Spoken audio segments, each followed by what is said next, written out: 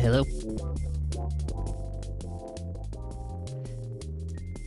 Yo, what up? Nice first, Funky. How's it going?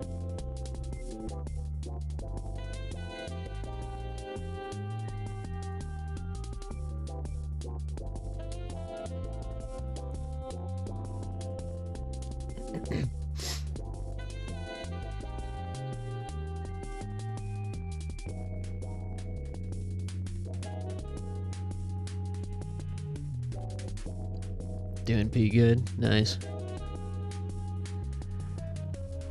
I'm doing well as well. It is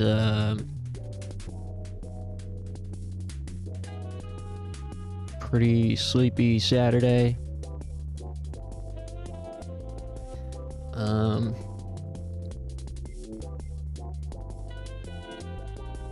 Yeah, I really didn't do anything besides sleep all day. And I didn't do a whole lot after stream last night either. Worked a bit on the 2025 presentation, and then that was about it. I don't even remember what I did. Oh. I binge researched space combat flight combat games with RPG elements, and I think you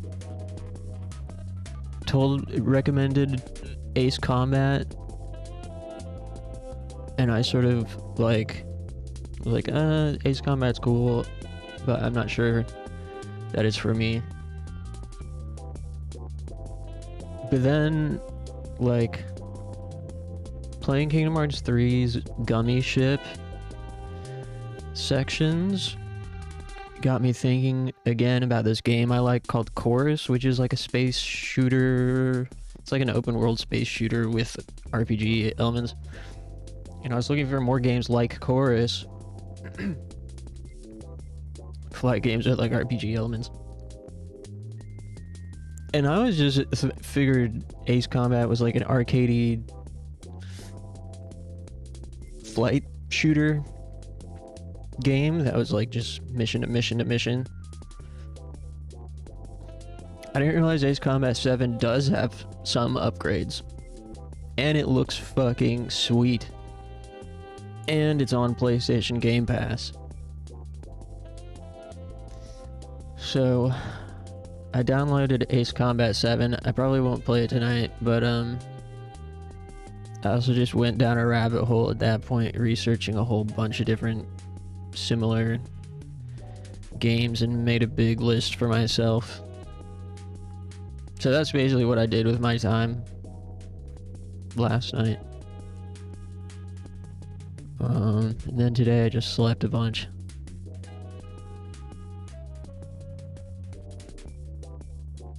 Let's see here. Looking for something to fill a bit of time.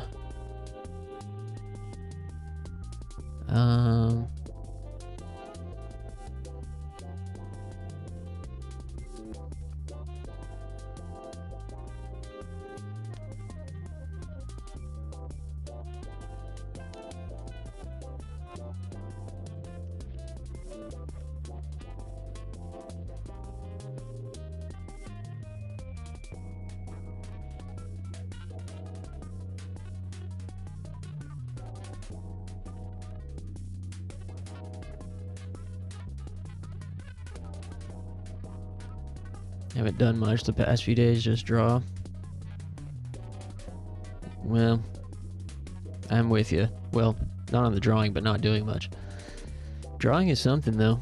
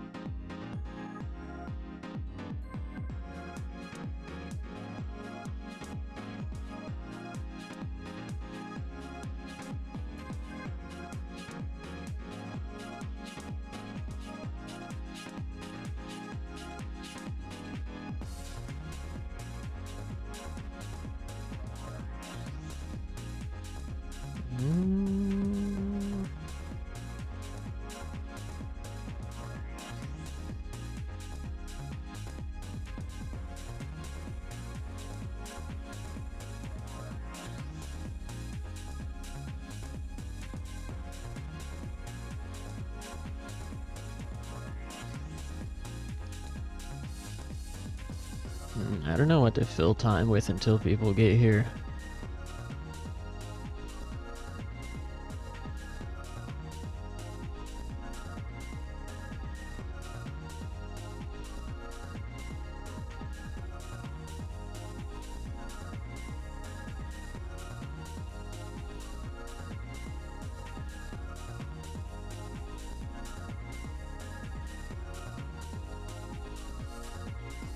Ideally something where I get to press some buttons.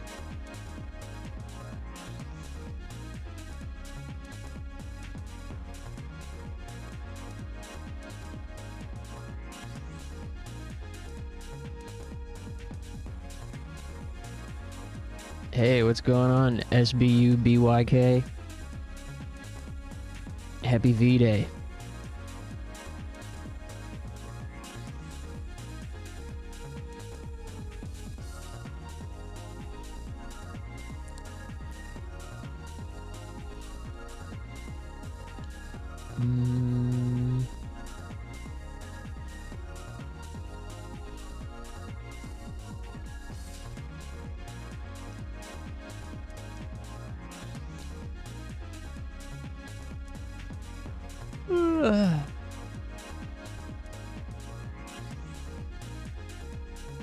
You changed your name?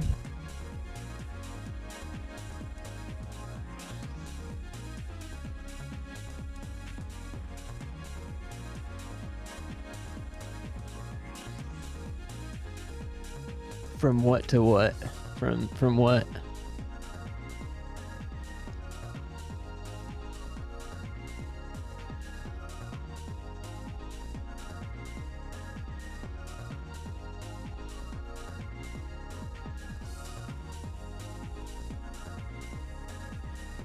Man, I've got to have something around here that's good for filling some time. I'm looking through my games.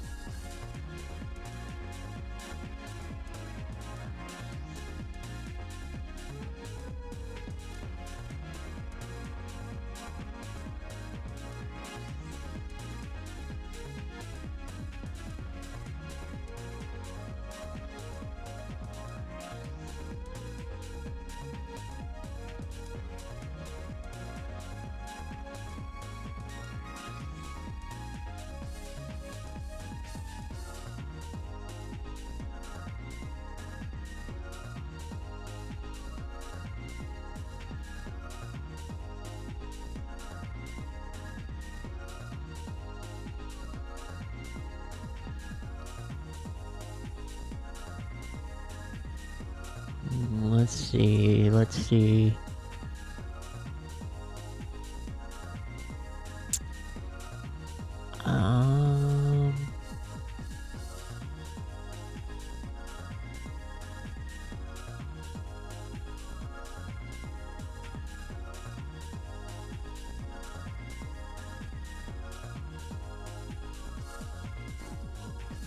I feel like I had something. I'm forgetting what it was.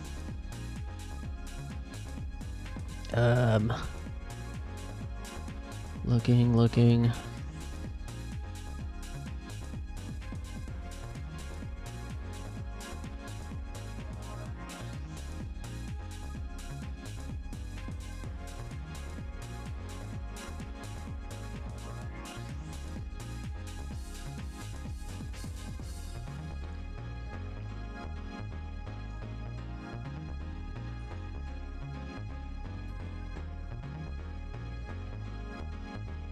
Oh, Ultima. Hey, good to see ya. Been a minute.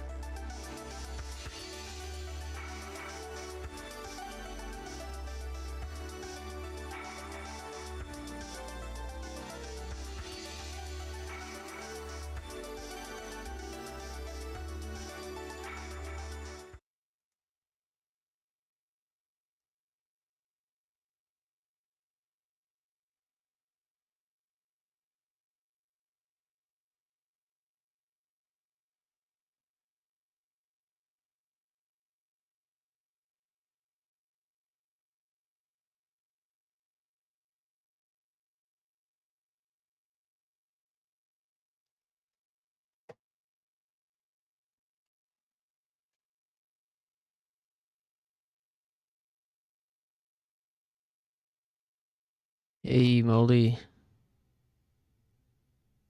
Tender loving gay. Yeah, I was gonna play something to fill a bit of time until people get here and get some button pressing out of the way. But I'm kind of struggling to find the type of game that I'm looking for.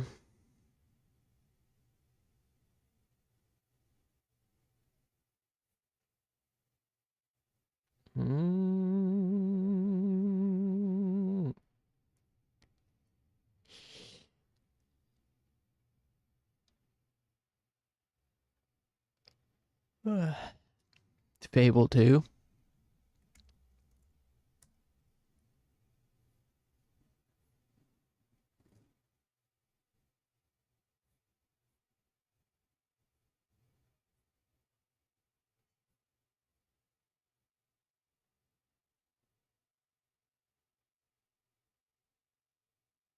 You're a Fable Fable 2 propagandist. That's cool. Fucking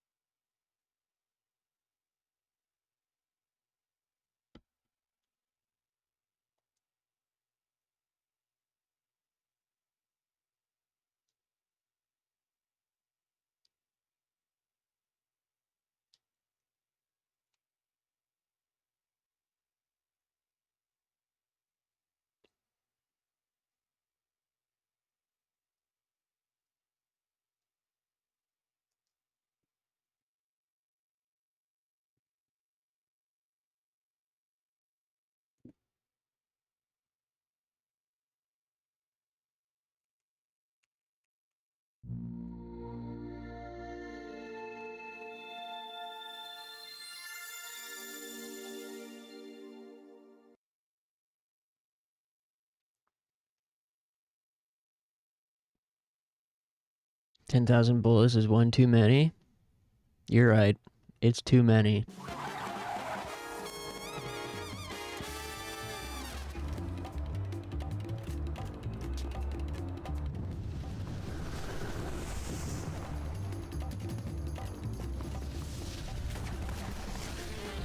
It's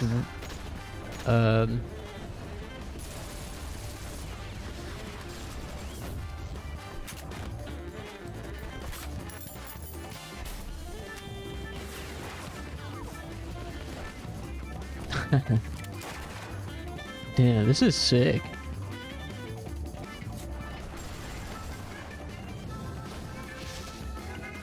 Why does this rhyme you with 50 Cent? Well, because this game took inspo from 50 Cent. Obviously.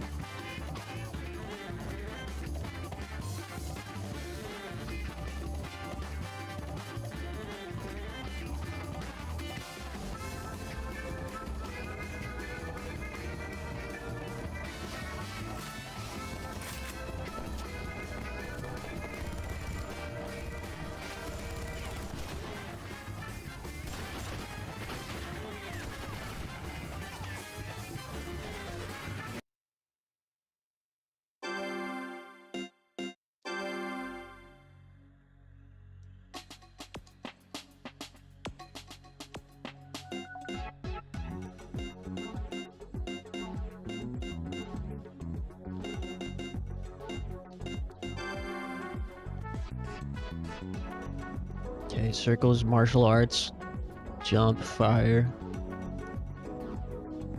Extend time, skill A, skill B, lock on. Alright. Easy enough. This is some good music.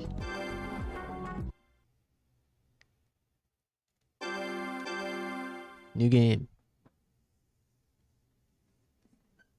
My first memory was of blood flowing. My first thoughts were of revenge. That's how it all began. Why does he sound... It's probably gonna end the same way. Sounds a bit zesty.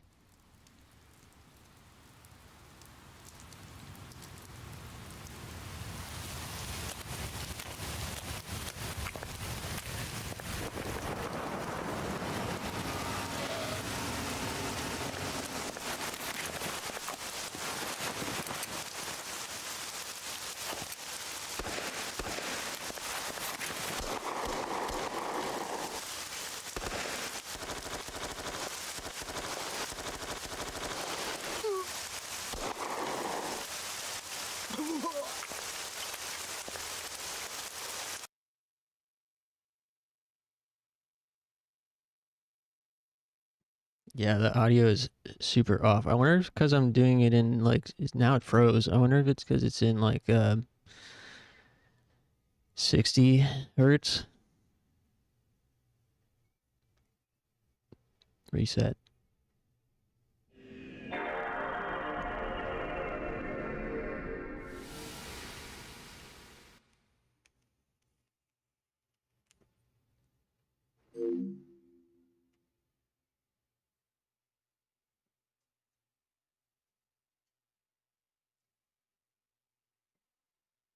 Hey, Memo. What's going on?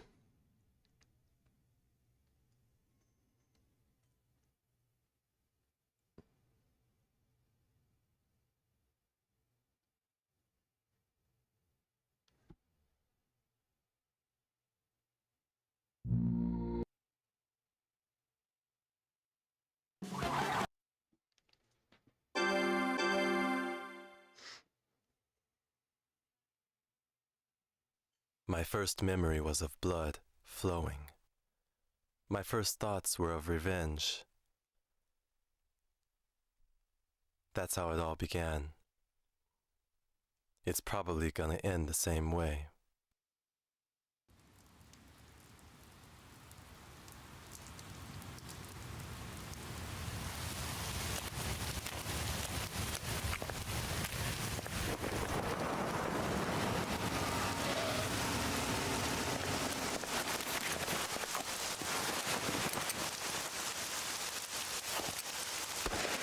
Well, audio's still off.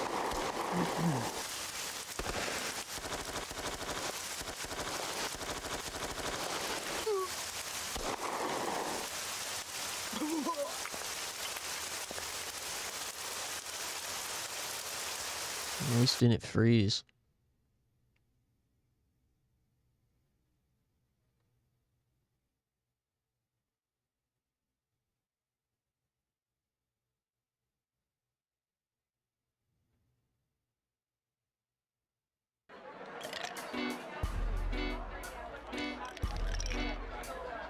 No voice acting. You were thinking, God, that doesn't sound like you, Judas. Yeah, no one cares about all this. Just let me shoot the gun.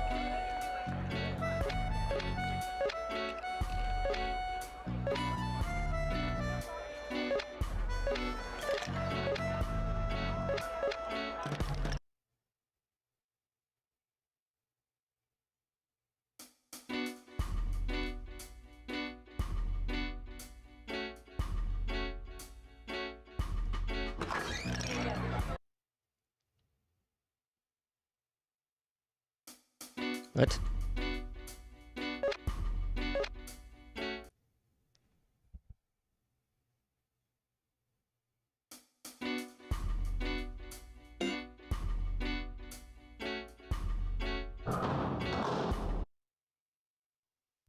You ready, Crow? Yeah. You're gonna love this new equipment we got. We can project holograms in 3D space. We're using retinal projection. State-of-the-art, borderline, science fiction stuff. Man, it's just like this movie that I saw. Just started already.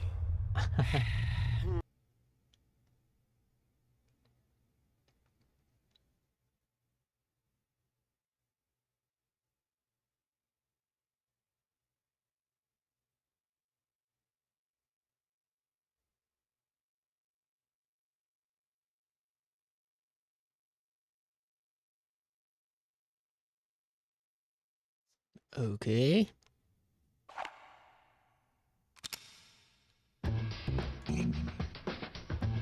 Yeah, this is some cool music in this game. Give me just a sec. Hold on.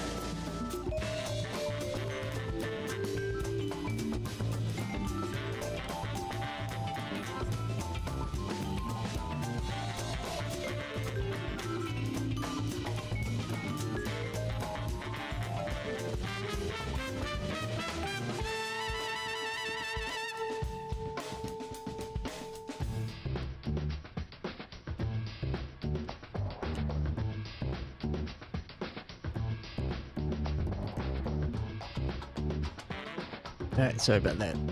Yeah. All movement is controlled by the left analog stick. Who could have guessed?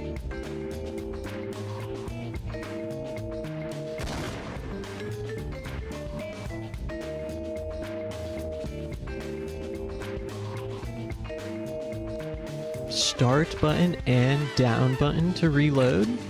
What?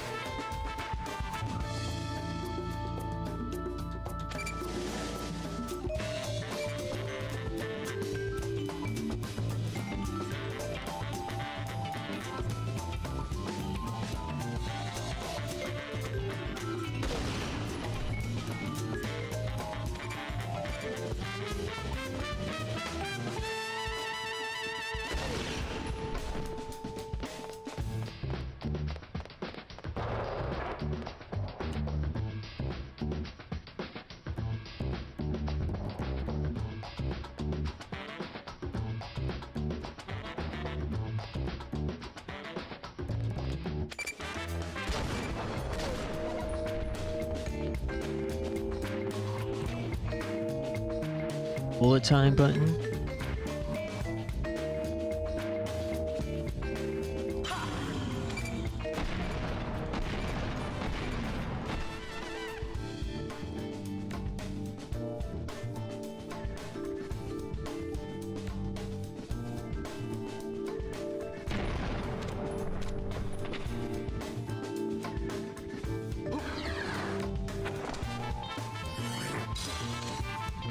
Oh, cool.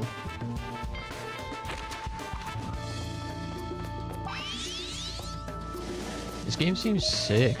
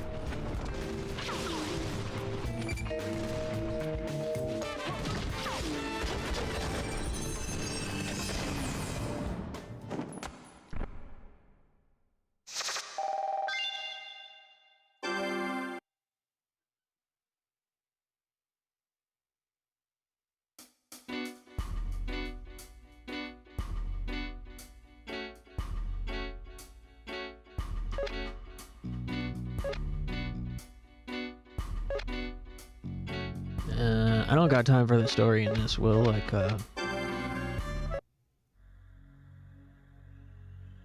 we'll probably just like replay this part another time.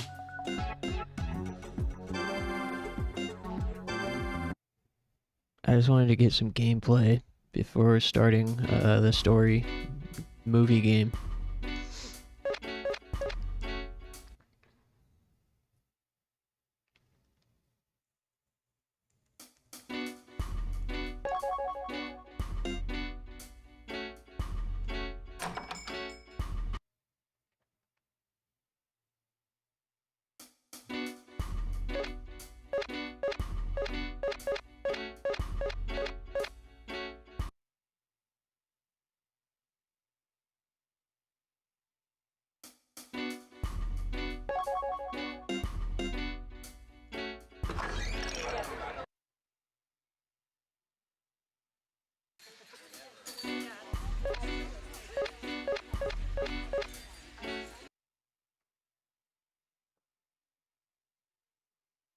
Alright, let me shoot some stuff now.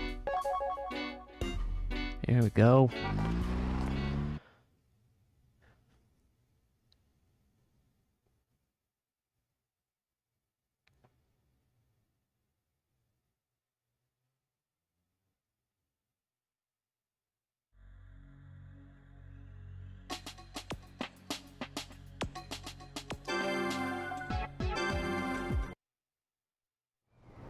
It's too quiet.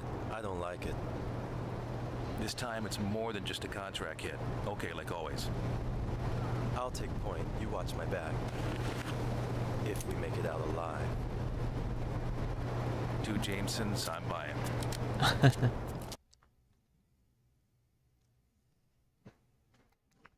I love Jameson.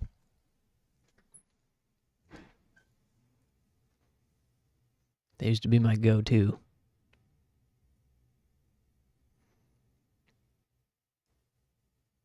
Oh yeah.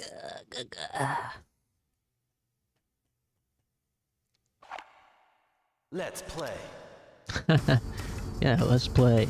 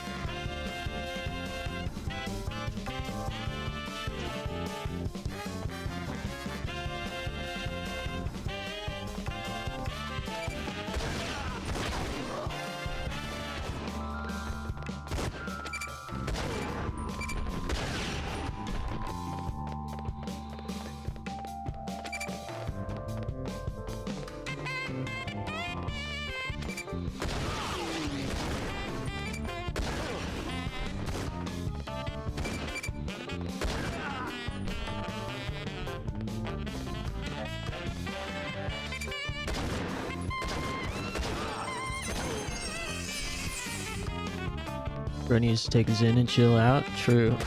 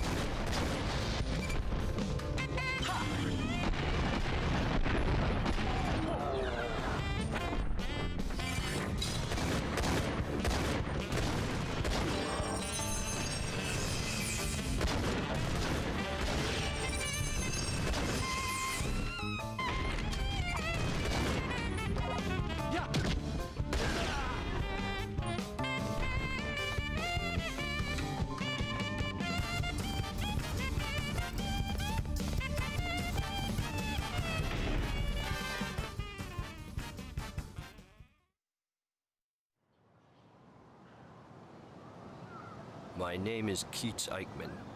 You're Crow from the Tonio family, or should I call you Bloody Crow? I don't remember ever getting that notorious. You won't get famous by killing me. I am not interested in fame. What I want is your life. Why? What makes me so special? This is the destiny of our kind, Crow. We definitely got to play more of this game after tonight. I'm gonna switch over to TLC here in a second.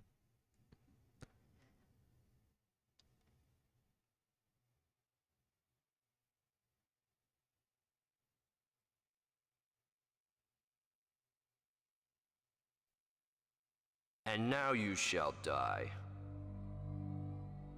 Uh-oh.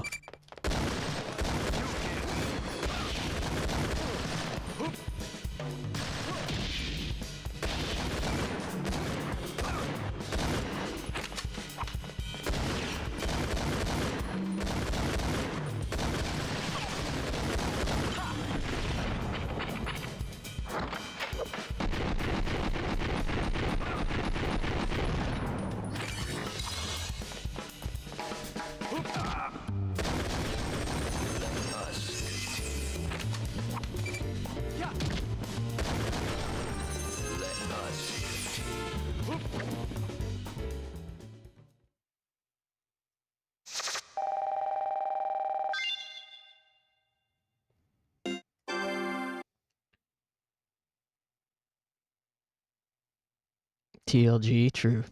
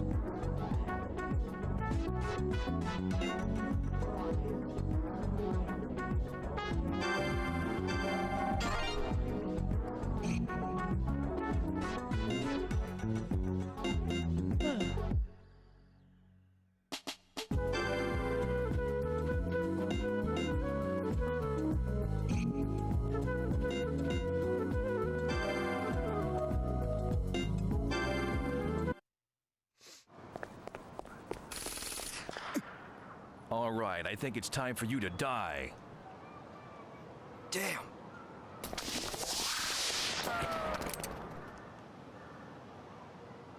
What was that about? Someone you know? No, but he seemed to know me.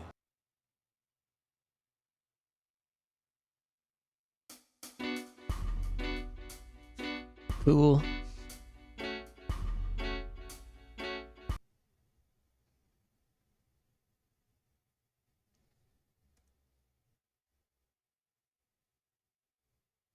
All right, let's get moved over.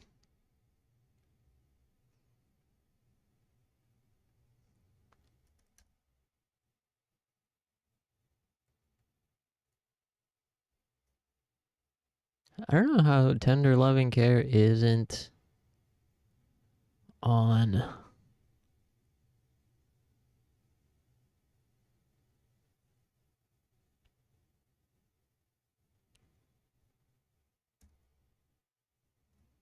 Twitch.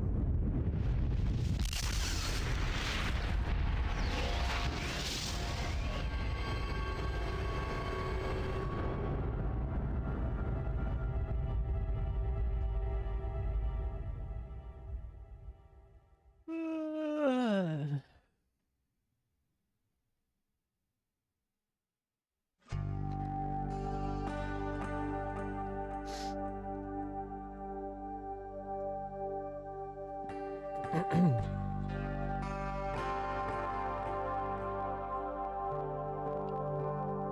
we want to rewatch episode 5 while we're here?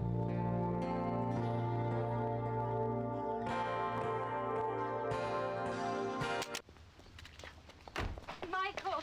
Oh, Michael! Well, you look so excited. What's going on? It's Jody. Well, what about Jody? She's sitting up. She's sitting up in bed. Really? Yes. Catherine got her to do it.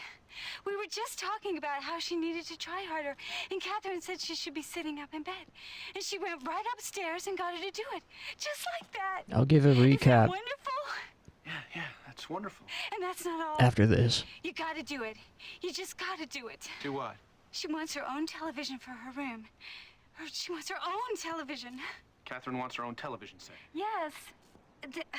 No, Jody wants her own television. She's sitting up now, and she wants her own television set.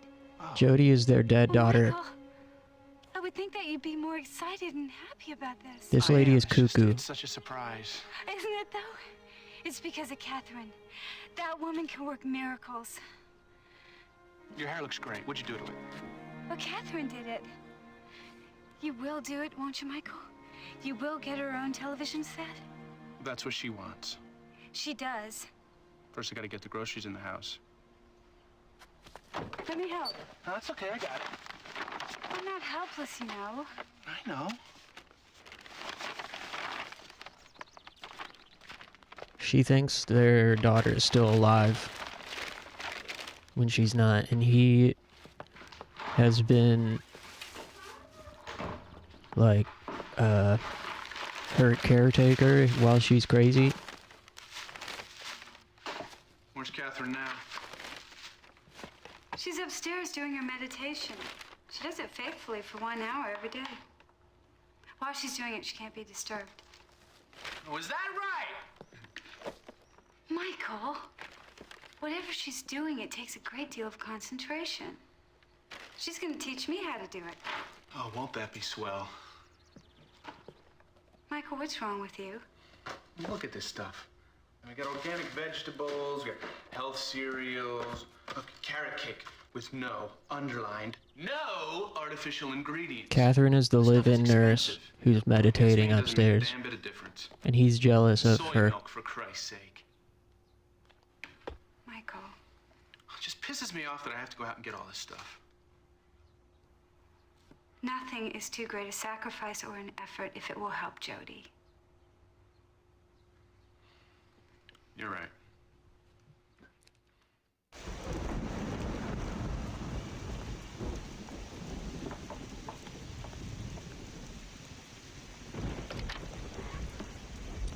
Michael, could you go up to Jody's room and get her drawings and her notebooks and her report cards too? What do you need those things for? Well, Catherine wants them. She wants to know all about Jody so she can work with her better. Crying out loud, Allison. I don't know where those things are. They're in the bottom 2 drawers of her dresser. Could you please do it, Michael? She's probably asleep. I don't want to wake her up. Michael.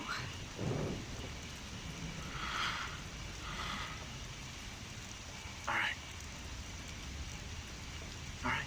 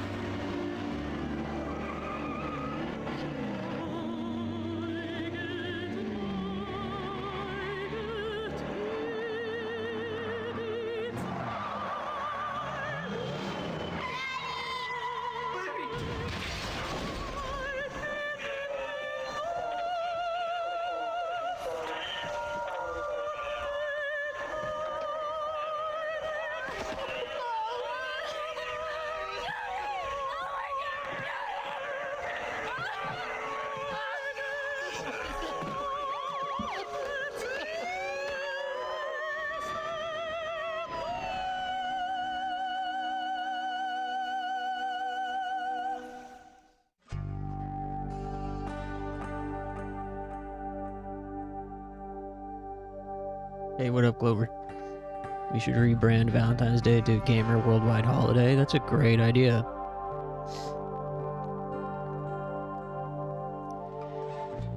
Yeah, so basically, this game is about this married couple who got in a car crash and their daughter died. WTF just happened? That was a PTSD flashback he had.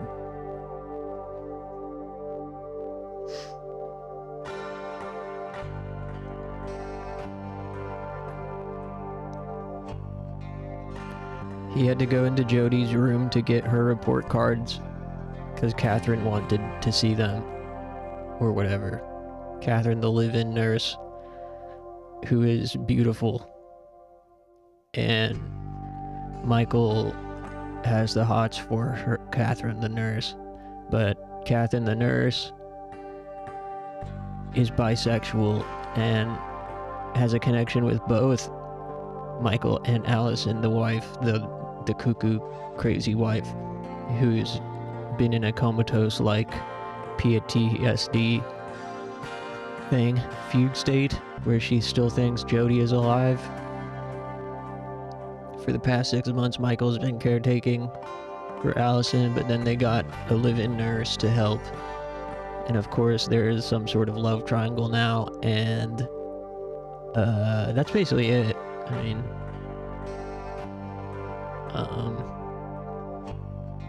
at this point, Michael is jealous of the connection that Allison and Catherine have, and he's becoming insecure. And now it's been revealed that he also is dealing with trauma from the accident. Biblical levels of lessy sin, true.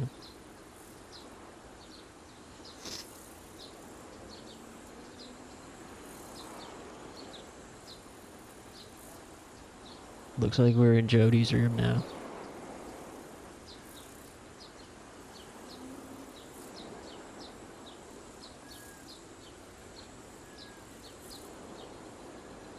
Legend of John Henry.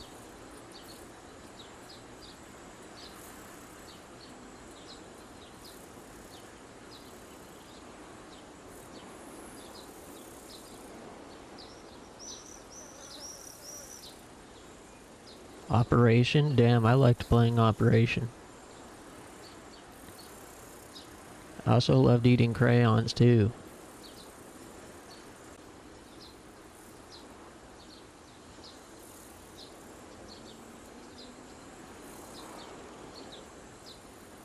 So in between the episodes, you go around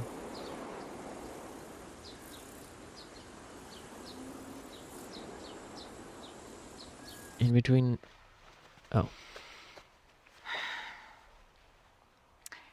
I guess I shouldn't be surprised that Michael went to see Turner. I half expected it. Turner wants me to keep Michael more informed, if that's going to help anything. She'd be a lot better off if he went back to work and let me get on with my job. I'm making a lot of progress with her, and it would be a considerable improvement if I didn't have to explain myself every step of the way. He's so resistant. And the biggest part of my job is trying to untangle the mess he's created for the past 6 months. Turner's not much help either.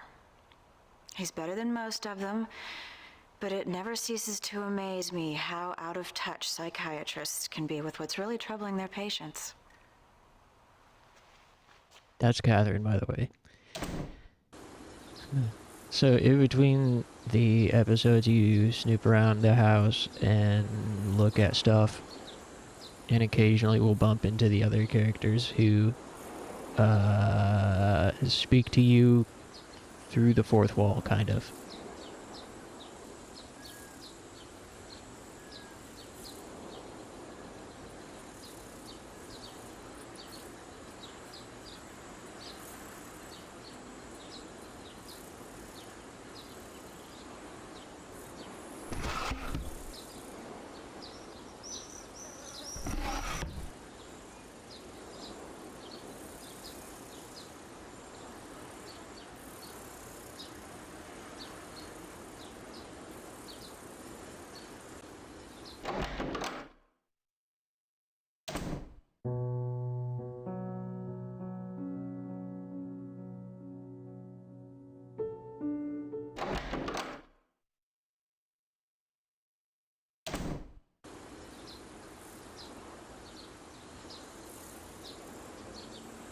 Oh yeah, in between each episode, also each character's journal gets updated. Jody sat up in bed. This is Allison's journal.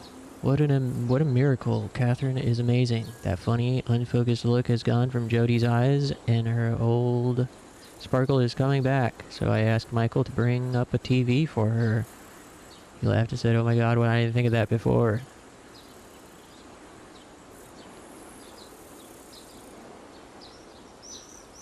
Michael and Catherine are getting along famously. Michael joked about adding on a room for her. The strange feeling came again today. The feeling that something bad is going to happen to Jody, and it scares me so much that I have to sit down. Actually, I have to lie down, curl up, and cover my head. Feeling terrifies me like the world turns into a nightmare. I can't tell the difference between what's real and what isn't. Then I start to cry, and I can't help it. I start to cry.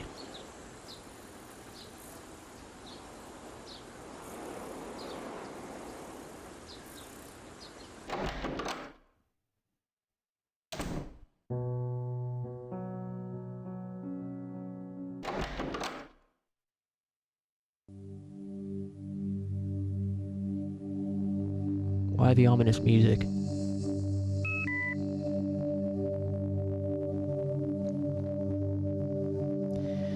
Catherine's personal diary. Terrible sadness permeates this house. It'd be easy living here to get sucked into it. I frequently feel the need to visualize myself showering away the sadness and watching it swirl away down the drain. While Michael and Allison have, each in their own ways, struggled to cope with what happened to Jody, a distance has ripped open between them. Allison harbors a great deal of hostility towards Michael. It's so all-encompassing, so overwhelming that she doesn't even recognize it, let alone understand it. Her affection for me may just be a byproduct of her anger with him. I see it in her eyes, I hear it in her voice when she speaks to him. She told me that she and Michael haven't been having sex.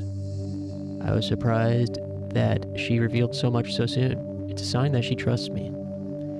Michael's lack of sex might explain something about the attraction between us. When he came in from mowing the lawn, I could feel the heat pouring off his naked chest. He smelled so good, like grass and dirt. He tries to deny Allison's anger, but it's clear that he feels it on some level. He's in a lot of pain. He suffers almost as much as Allison does, maybe more. Michael wants his wife back. All of her. I know exactly how he feels. My principal responsibility here is Allison. But I'm going to do what I can to help them both. Return them to each other as whole and healthy human beings. They both need me as much as I need this case. The advantage of this live-in therapy arrangement is that it allows me to use whatever tools of healing I choose, rather than just ones prescribed by those narrow-minded drug pushers that call themselves psychiatrists. Just got off the phone with Turner. Apparently Michael's complained about me. It sounds as if Turner handled it well. Still though, I'm going to have to find more effective means of dealing with Michael. I do want to help him if he'll let me, but if he won't, I simply can't allow him to interfere with my work with Allison. I really enjoyed working with Allison today. We spent a long time talking about Jody, and I tended to some of the basics Allison's been neglecting since the accident. Helped her groom herself, brush and fixed her hair. Couldn't help but think of Colette as I did that, about the time we bathed each other, washed and combed each other's hair. About how afterward Colette had laid me down, my bare back to the hardwood floor and taken away the towel.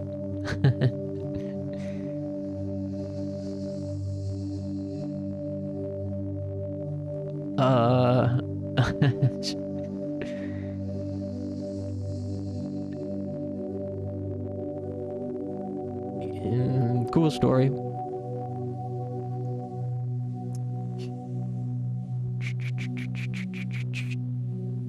Automated response from Colette Morrison.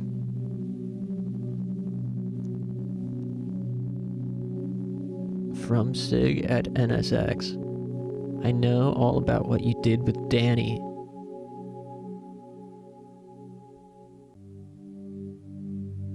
The treatment was a little unorthodox. Talking about your unusual mother-child role-playing games and your so-called regressive therapy experiment.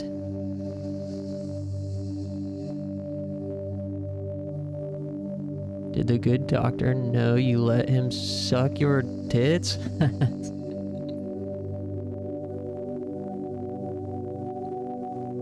From Turner. I'm here, but I've got to go home. My wife is having a surprise party for me. I must look shocked and pleased when all my friends pop up from behind the sofa. Never mind, it's worse. Yeah, I choose death.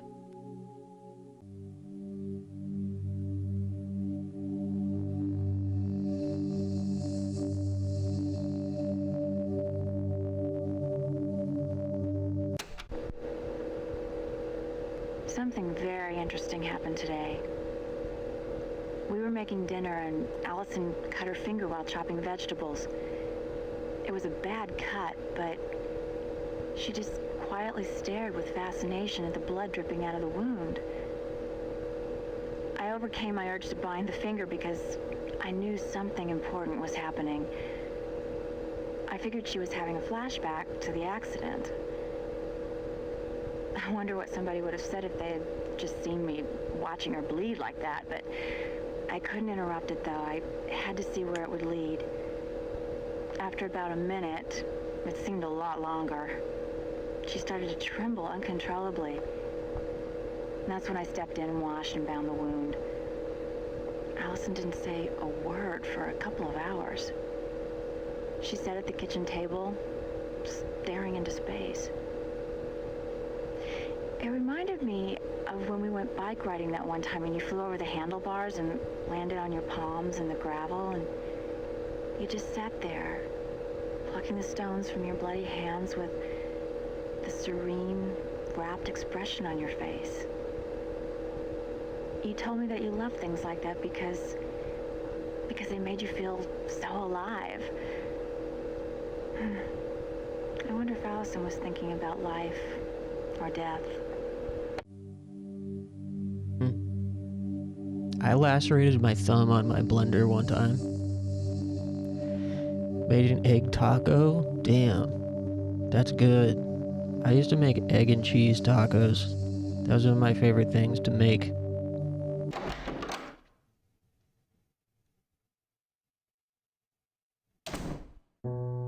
Yeah, I lacerated my thumb when I was trying to clean my blender years ago. And I didn't realize how deep I had sliced it until the next day. And I was like, oh, I guess I should go to the doctor. And they're like, well, you've waited too long to get stitches, so at this point, just keep it wrapped up. It was really bad though. I couldn't work for a while.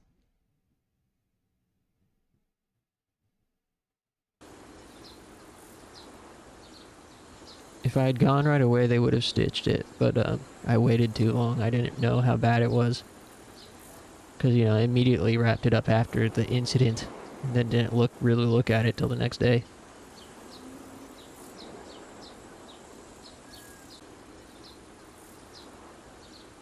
Alright, what's going on Michael's computer? Allison and I met in our college senior year. We were instantly attracted to each other and the sex was fantastic. After a month, we knew we were in love. She was so much fun back then. Going on road trips, going to the ocean. We never talked about marriage, but we were always saying stuff like when we have kids, when we have a house. One night after having incredible sex, Allison started crying. She told me that she was worried that all I wanted her was for sex. I told her that was stupid. So she... here's a way with words. I told her that was stupid. So she said that she didn't want to sleep with me for a while. At first I was okay with the whole thing, but after a month I wondered what the hell was going on. I was incredibly frustrated. We started arguing a lot. Then all of a sudden we were on the verge of splitting up. Allison had a roommate named Tracy, a friend of hers from high school. She was a hippie chick with tattoos and a pierced belly button. Pretty and amazing body. She was always flirting with me. One night Tracy and I got really drunk and ended up in bed. Tracy felt guilty. Next day Allison came over. She said that Tracy had told her what had happened. Damn, remember when the personality test asked if we thought Michael would ever cheat or had cheated? The weird thing was Allison didn't seem mad. In fact, she was apologetic. She told me that everything was her fault and she wanted to start sleeping together again. She started crying. We made love that afternoon. A couple of weeks later, I found something really bizarre. Tracy told me that Allison had encouraged her to have sex with me. She had told Tracy that she didn't care about me anymore. It was only after she found out that we had sex that she wanted me back. Turner was no help. He thinks I should just go along with what Catherine says. I think Mrs. Randolph is insecure. Feels like she needs to boss me around. I didn't tell Turner what I really felt. He's very defensive of her, like she's his kid or his girlfriend.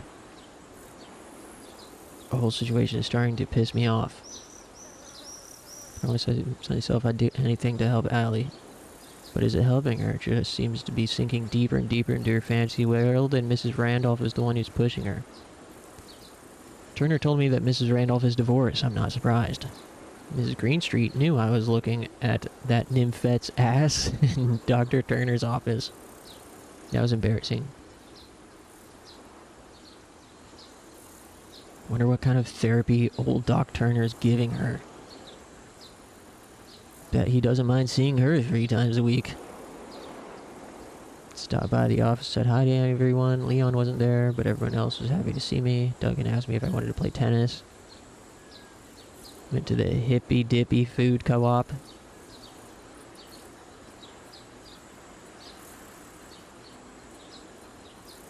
I dread going to bed. Allison sleeps so rigidly like a corpse. I want to run from the house, run away from them.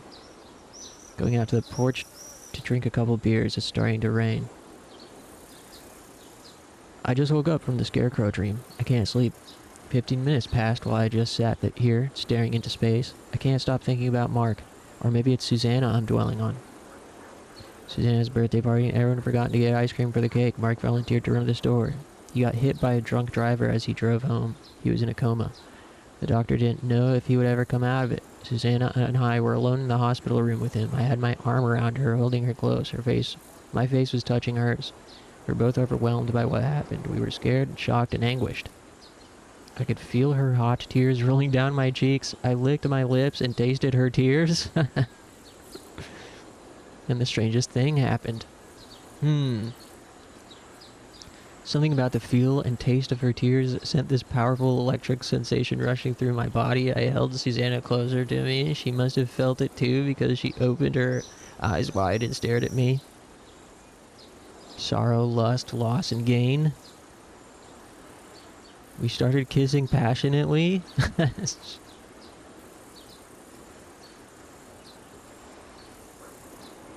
We made love while my best friend was dying. Yeah, this is Michael's journal. Later that night, I had the scarecrow dream for the first time. Same dream I had tonight. In the dream, I'm walking through the house in the daytime. Nobody's home. Everything's quiet and still. I look outside towards the pasture. I see a scarecrow hanging limp on its wooden cross. I walk outside across the field. The closer I get to the scarecrow, the more scared I get. The scarecrow looks like a person, a man. I can't see his face. I stop, an arm's length away.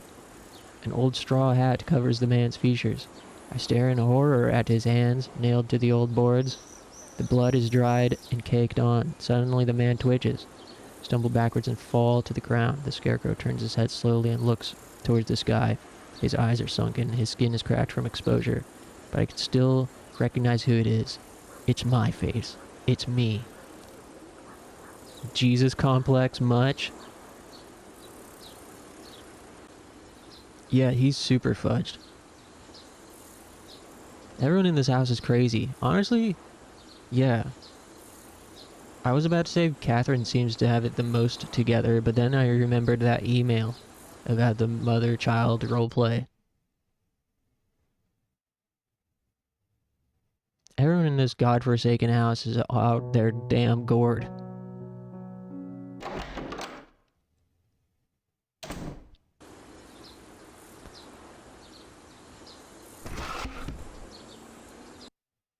If I could have a single wish, I would wish for... Money, world peace, eternal life, someone to love.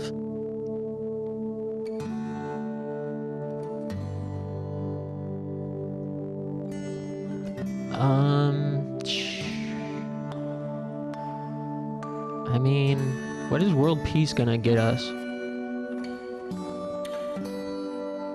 World peace is meaningless unless we also destroy capitalism too.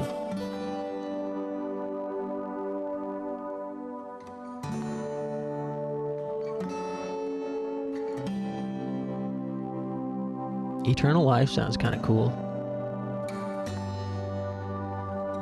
Money.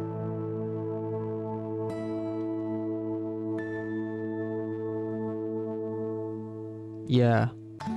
World peace is meaningless without dismantling capitalism. Eternal life is meaningless without establishing world peace. Someone to love. Who cares about that?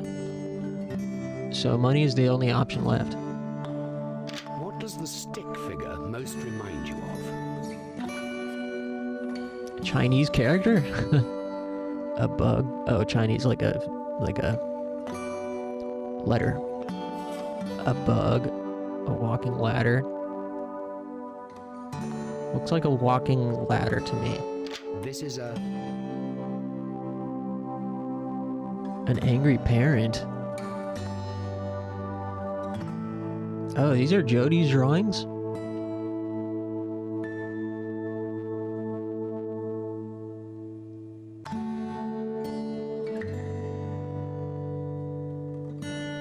I mean, if this is Jodie's drawings, it's either an angry parent or a The monster. child who drew this is... Disturbed, abused, disturbed. What has the person found? What has the person found? Doll, turtle, leprechaun, frog, his penis?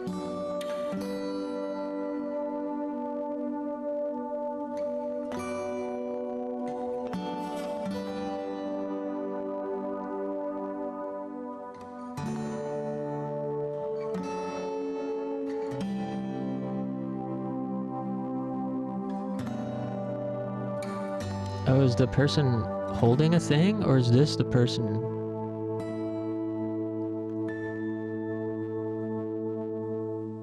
A doll. When I was a kid, I pretended to be ill. Once in a while so I could stay home and watch TV. What makes this a happy painting? The smiling face is duh. Should children be allowed to have pets? I don't really care. Yes, it teaches them responsibility. Long car trips are... What is going on here? A waste of fossil fuel? NGL, I did that a lot. What, stay home from school to watch TV? For sure. I tried to fake sick every day.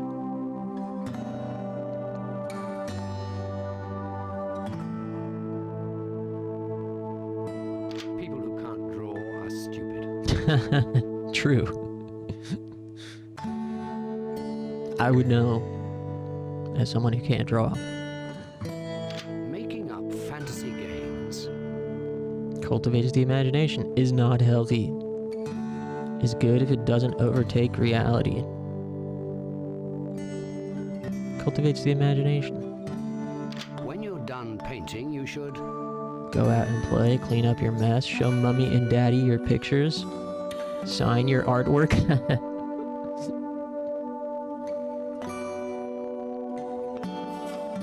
Go out and play. Of the following artists, my favorite is... I like this picture. Myself. I don't know what any of these guys drew. I don't know what Michelangelo drew.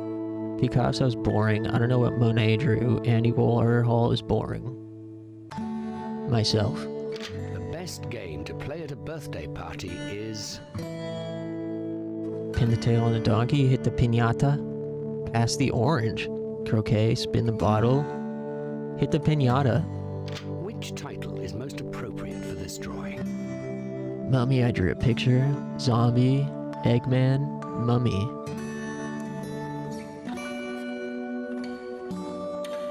There's a person inside of here.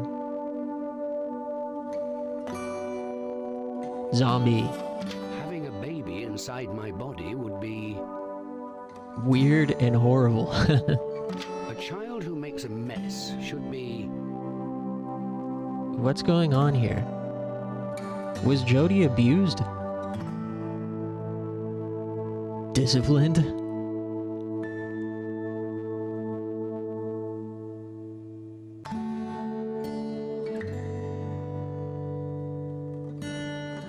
Disciplined. When my parents fought, I would...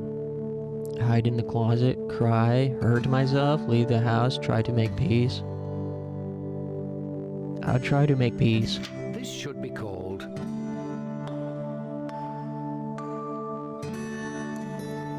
Be with my family, up skiing, fun on the ski lift.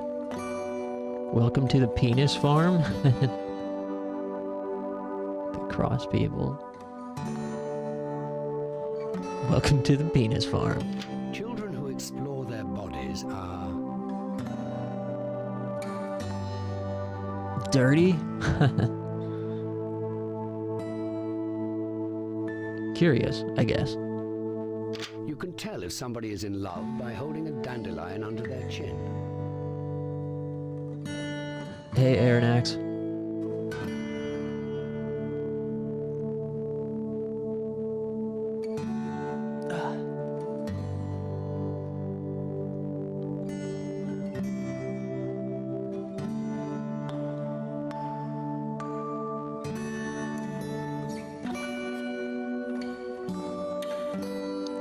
You can tell if somebody's in love by holding a dandelion under their chin.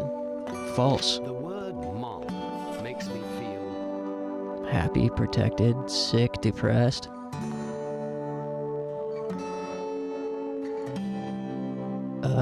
From Jody's POV.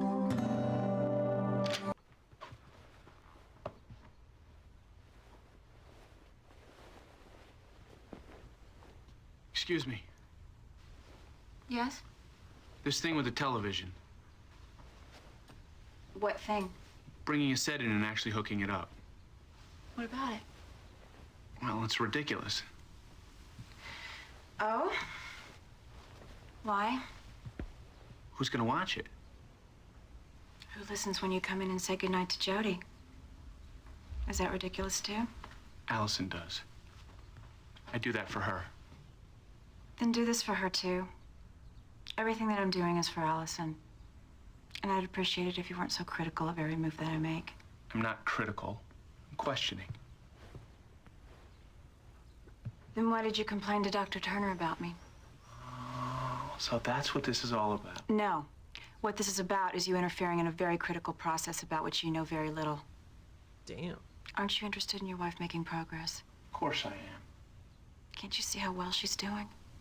I'm not so sure she is making progress. She's downstairs making your breakfast. And she's happy. Her happiness is all based on illusion. I mean, she thinks Jody survived the accident, and you're encouraging her. You coddled her illusion for 6 months, and you had a depressed, dysfunctional wife all that time. Caught. I've been here for 2 days, and you're already seeing results. Do you want me to leave? No. Then I insist you permit me to do my work the way it has to be done. Yeah, sit down, cuck boy.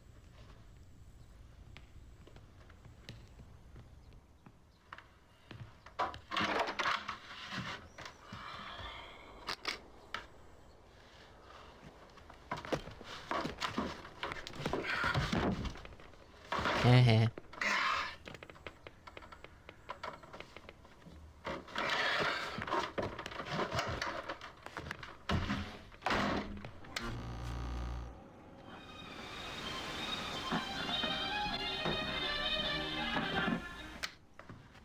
It's done.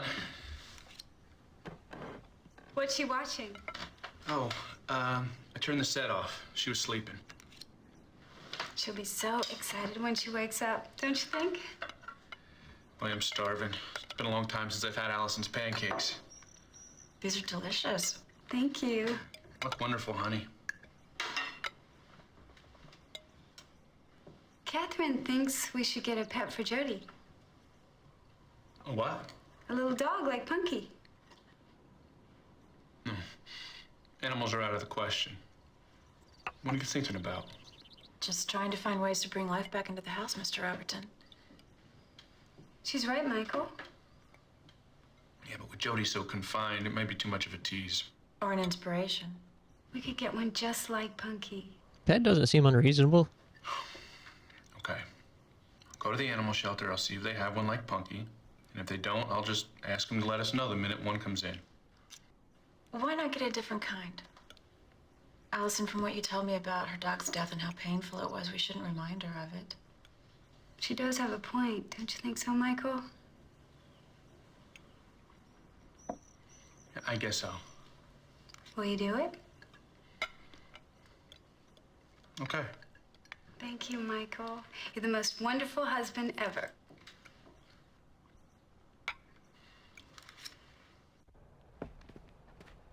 See with the patient? No, but no, you can't go in there. Look, Mrs. Greenstreet, I just need 5 minutes of his time. It's important. What is it, Michael? I'm sorry to barge in on you like this, Dr. Turner, but Mrs. Randolph is really going too far. I thought she was doing rather well. She had me put a television in Jody's room, and now she's making me go to the animal shelter to get a dog. A dog? Yes, for Jody. Can you believe it? Michael, Mrs. Randolph, Catherine does know what she's doing. I don't think so. Really? What's wrong with getting a dog? Come on in. Huh? Hello, Michael. What? Michael is concerned with your approach to Allison's therapy. How did Catherine get here? Yes, I heard. Catherine was just telling me that Allison, in fact, has recovered a lot of energy, and that her lethargy has disappeared. Would you agree? Yes. I guess so. Please, sit down.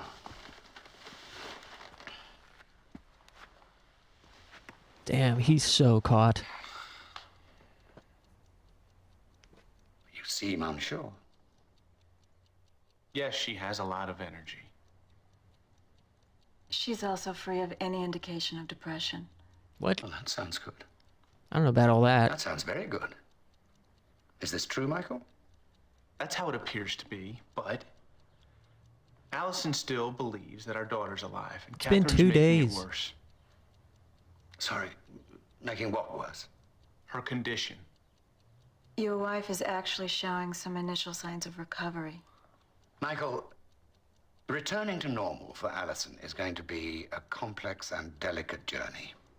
Now, I can see that you're feeling left out, but you can be very helpful in her recovery. And what's needed most, indeed the most essential ingredient, is your cooperation. Then you think I should do what Catherine says? Yes, I think it would be most helpful. And I should get her the dog. Yeah, I think it's a wonderful idea.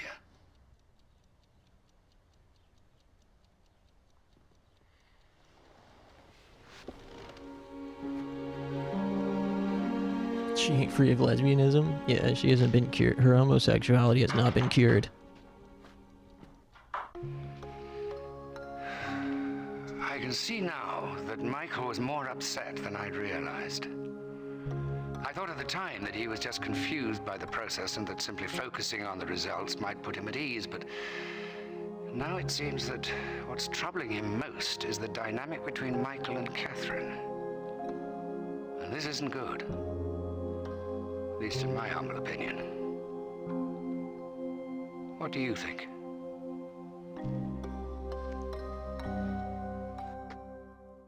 Catherine was in my office under innocent circumstances. Oh.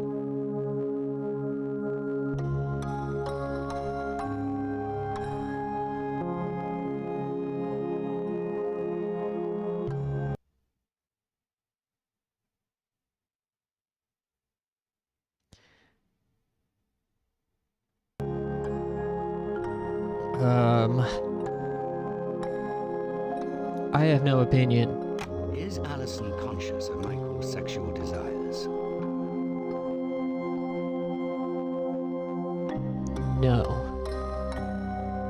As a child, I enjoyed myself most When I was alone, participating in events, being entertained, was in the company of family or friends. When I was being entertained. Allison and Catherine share secrets. Yes. Is Catherine behaving in a manner appropriate to her position? I can't tell.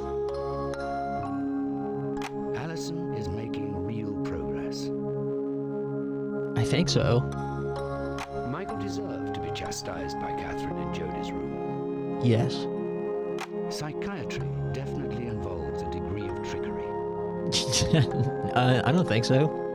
Catherine is acting in Allison's best interest. I don't know, maybe not. Does Michael want Allison to recover? Kinda doesn't seem like it.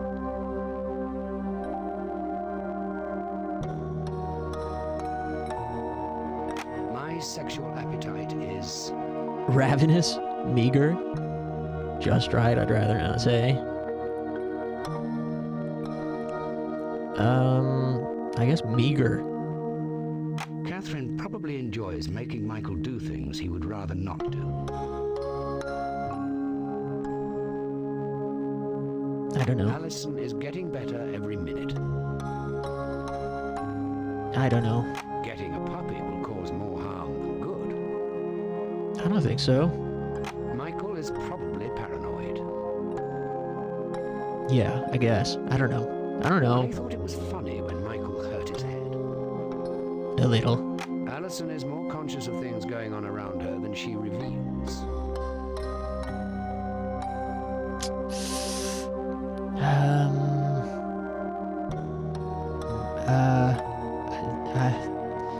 Hard to say. I don't want to make decisions. To be Fun and carefree, rigid and unbending, floundering and unfocused. Floundering and unfocused for sure. I need to use a bathroom.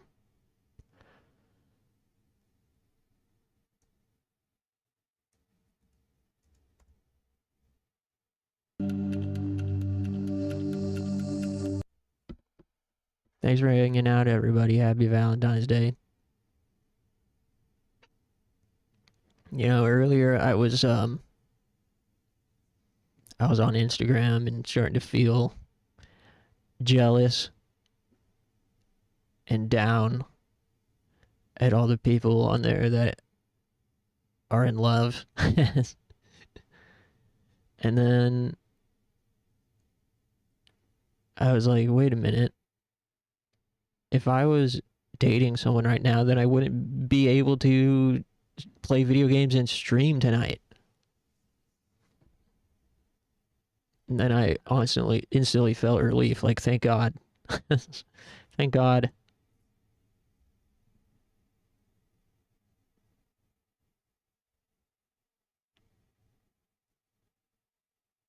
I'd much rather be here.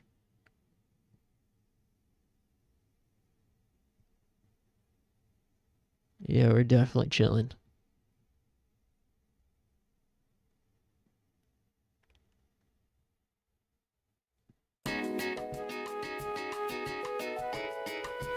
Alright, give me just a couple minutes. I'll get back. Thanks.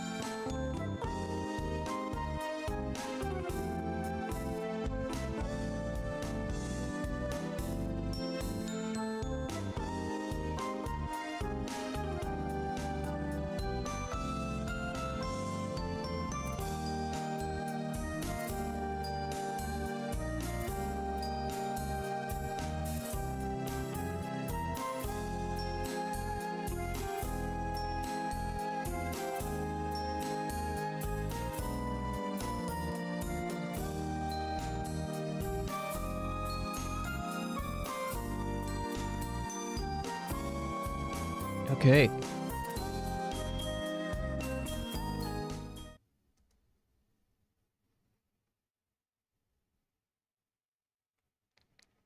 Thanks for waiting, everybody.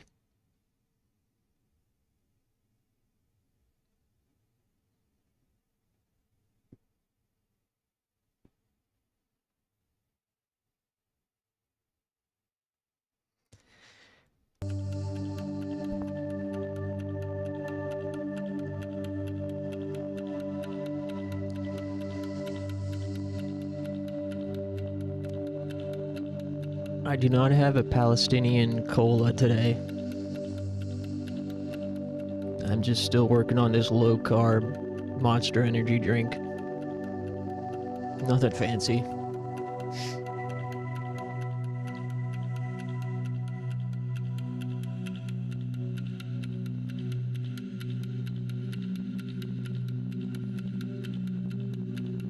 Zero sugar? Not zero. It's the low carb variety, so it's got less sugar. I like it more than the zero sugar Monster Energy drinks though, because it tastes more similar to the normal Monster, while still having substantially less sugar.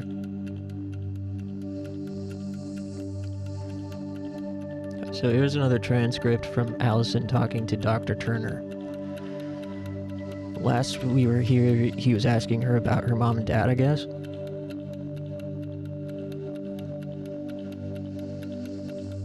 Her parents were boring and normal. She had a great childhood. I watch these TV shows where people talk about being abused or even molested by their parents, and I can't even imagine. Oh no. Michael told me your father passed a couple years ago. Allison says, yes, has it been a couple years? It's funny how time goes by so fast. How do you feel about losing your father? Allison says, I was sad, but also happy. He was very sick. I hated to see him in pain. What do you think happens to people when they die?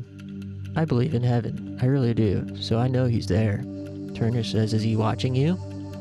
I think so, Allison says and smiles. Do you speak to your mother very often? No, not as much as I'd like to. How did she take the news of the accident? Allison frowns. What do you mean? How did she react? What do you mean, how did she react? She was horrified. She was worried. Turner says, I'm sorry if I've upset you. Allison says, you haven't upset me. I just don't know why you want to talk about my mom. It's just kind of upsetting, that's all. What's upsetting?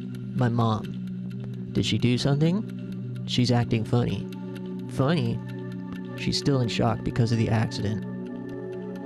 What does she do that's strange?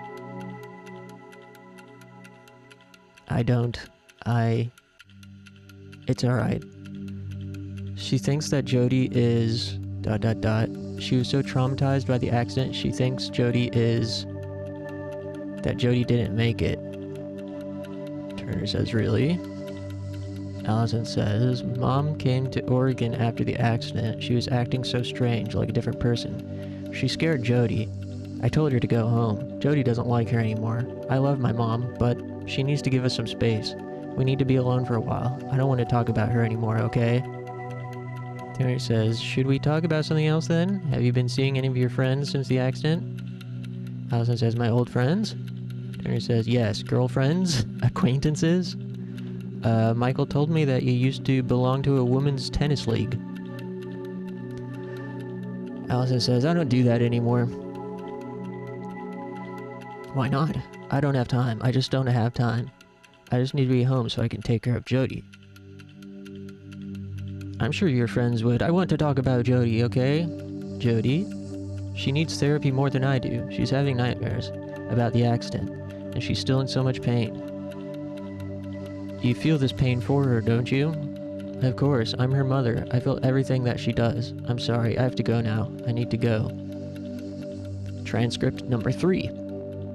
Allison says, and she is rubbing the blood off her face, rubbing it hard like you would rub the stain off a countertop.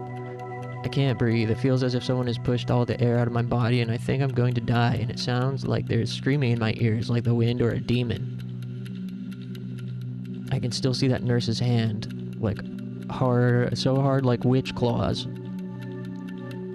Allison begins to sob. Allison, take a deep breath. There, that's good. Now, you're standing in the hospital room where the nurse is taking care of Jody. You see the nurse cleaning the blood off Jody's face. What do you do then, Allison? I scream at her. I scream at her to stop. The nurse, she just gives me this funny look like she thinks I'm crazy. I'm going to count to 3. When you open your eyes, you'll be back in the Chrysalis Institute. Let's listen to some music. I don't want to listen to music. I want to talk about that stupid woman.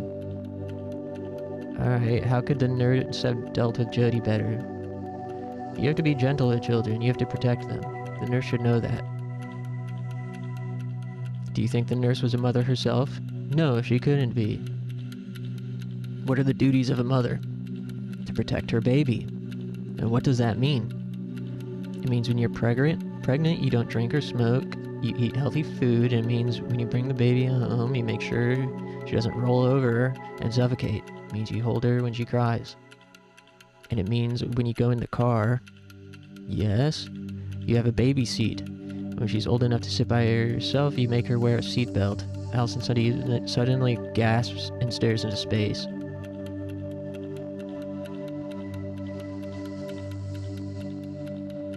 My mother was the best mom in the world. Whenever I was scared at night, she'd let me sleep in bed with her. When I went away to college, I was so homesick for the first couple of weeks. I'd call my mom on the phone and she would talk me to sleep. Interesting.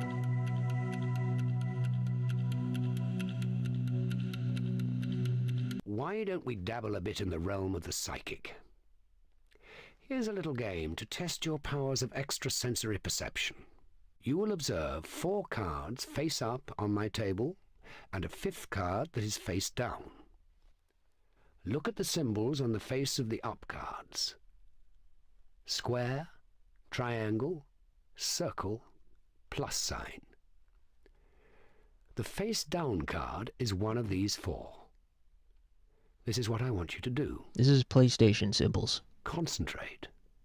Use all your psychic abilities.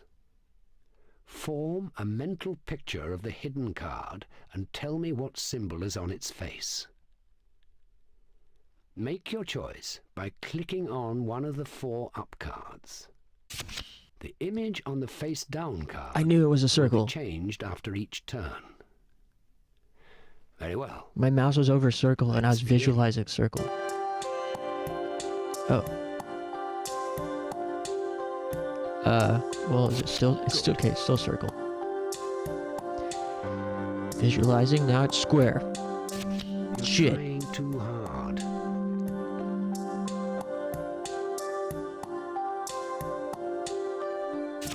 Simply amazing.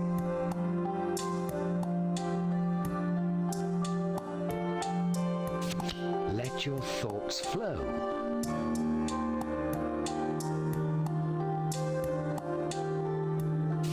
Astonishing. Magnificent.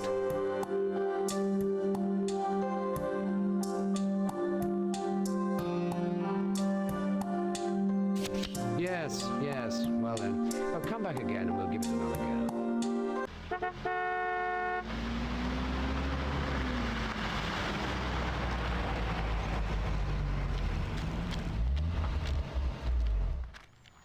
Did you get one?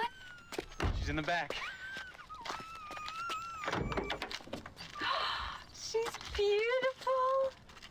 Jody will love her. Does she have a name? Well, if she does, I don't know it. Oh, Jody can name her. How cute. Don't you love her? Yeah, she's cute. Let's show her to Jody. You go ahead. I'm gonna go build a run in the back. Thank you, Michael. Thank you so much. You're a scrappy little dog. Whoa, it's a smooch. That's the first time he's been kissed in 6 months.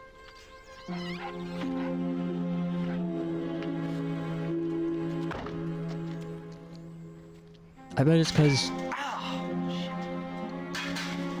because Allison and Catherine hooked up. And now Allison is comfortable again with physical intimacy.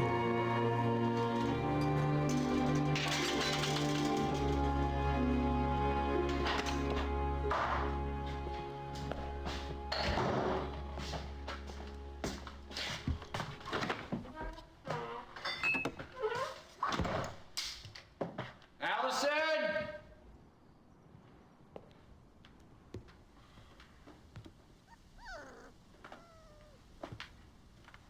Hey, Hey, no dogs on the bed in this house. Come on, you little mutt. I was about to call it a mutt too. Whoa. Ooh. What's that? I rescued you from the pound, remember? You'll regret that. What? Dude, what? Allison! You'll regret that? Allie! She's a professional. here? True.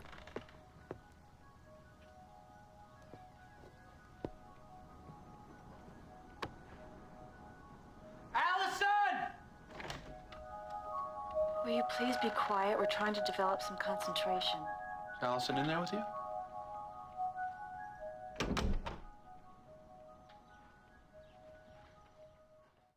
Huh?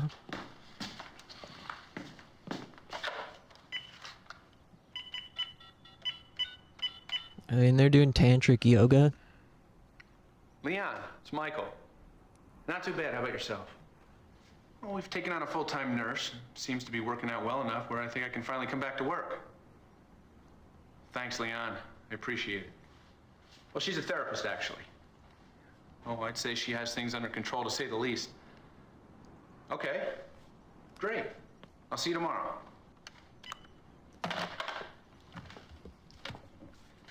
Jody decided to name her new dog Punky, Ooh. even though she looks nothing like the first Punky. What does Catherine have to say about that? Oh, she thinks it's a good choice. You know, I was looking for you earlier, but I guess you were in Catherine's room. She's teaching me meditation. What was it like? It's wonderful. No, I mean, what did you do? We meditated. Yeah, but Damn. what's meditation all about? I didn't know you had such an interest in meditation, Mr. Overton. I'm curious about a lot of things. Perhaps you should try a session with me. I don't think Michael's quite ready for that yet. You know, I'm thinking about going back to work tomorrow. That's wonderful, Michael. You need to get out of the house more. You're getting too serious. Okay, fine. And tomorrow you're on your own. Not exactly. I've got Catherine to take care of me. No. What the hell?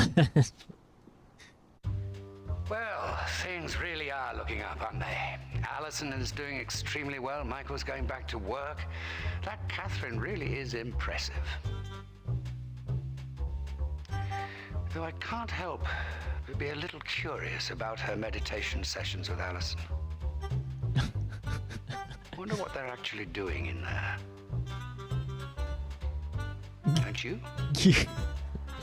I love how straight he's playing it, as if he truly doesn't know. Michael is worried that Allison and Catherine are getting too close.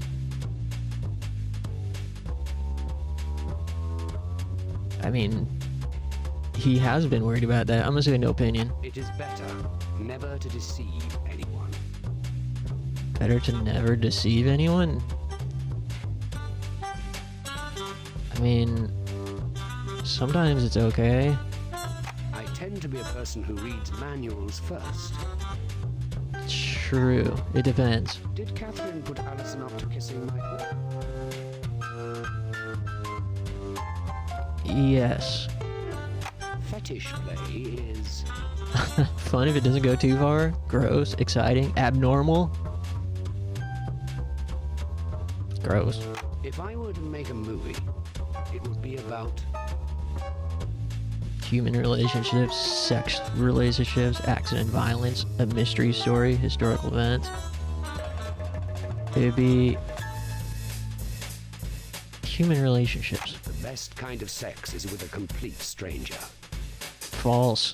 Punky is a vicious little cur. Should Michael meditate with Catherine?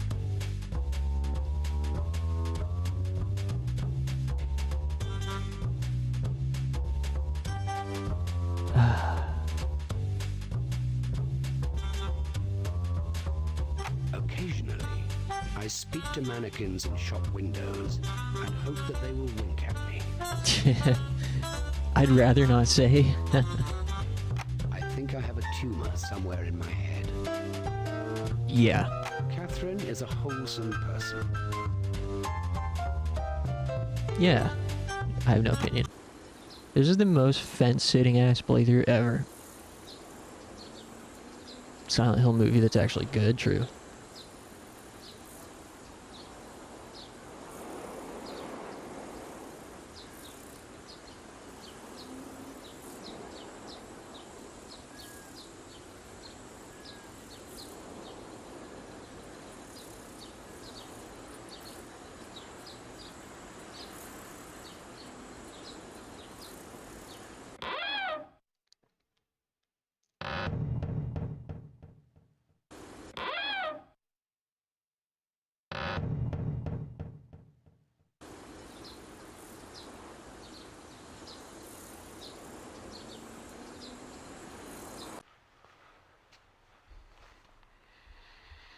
Can you believe this?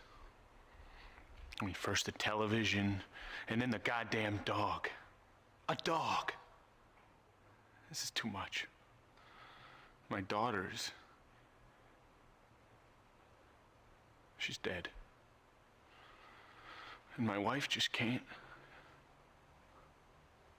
she can't accept it. I thought when Catherine got here we'd get rid of these fantasies, but this is just ridiculous. I hope things would get better, but they're just getting worse. A lot worse.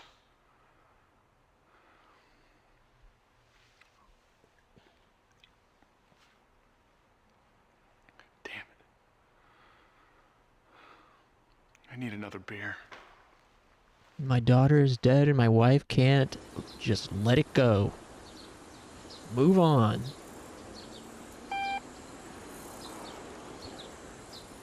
Michael's journal. I can see the lines on Allison's face like a stain, like a black ink stain. I want to reach out and hold her face in my hands and wipe the fantasy off of it. But I'm afraid that everything will come off and I will be left holding a skull. He's got like a good sense of sort of like visual poeticism. If you would just work on, you know, the writing a little bit. He's got some good concepts here.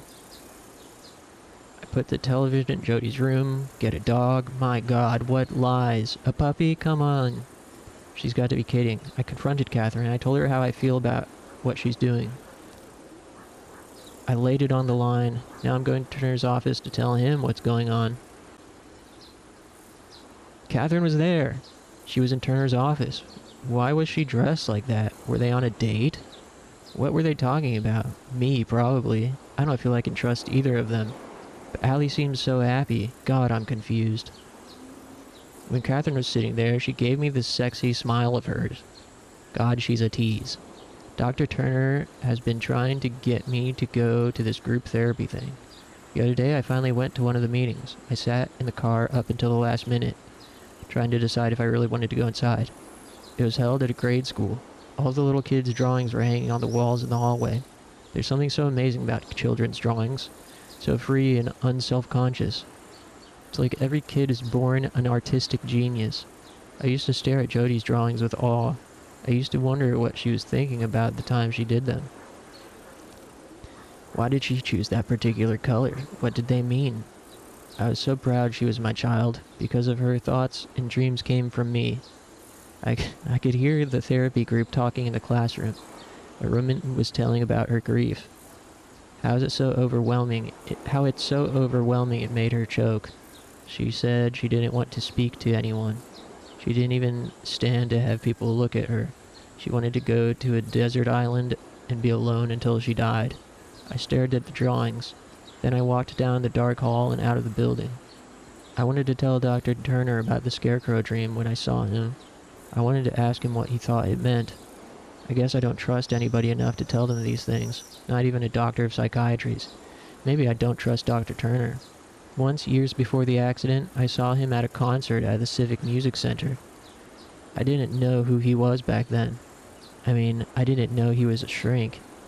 He was standing at the bar at intermission gulping down a glass of wine. His eyes were heavy and out of focus. His hand was shaking as he brought the glass to his lips.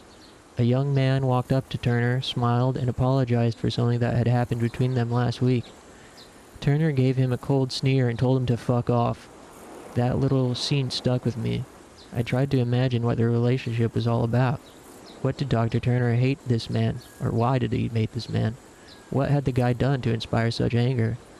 Did this exchange make it into either of these men's journals? Or was it just a meaningless encounter that both have long since forgotten? I hate going to the pound. All those poor dogs. I saw a beautiful black lab. Now that's the kind of dog I would have gotten. Not one of these dumb little barking freaks. That stupid little mutt tried to bite me after I rescued her from certain death. What an ungrateful little bitch. What was going on with Allison and Catherine and their meditation? Looked like Catherine was naked. Was Allison naked too? I think any normal guy would feel pretty weird if he knew that his wife was getting naked with some other woman. I have to admit though, for a second it totally turned me on. I would have given anything to see what they were doing. When I asked Allison about it, she seemed so coy. Why wouldn't she tell me what they were doing?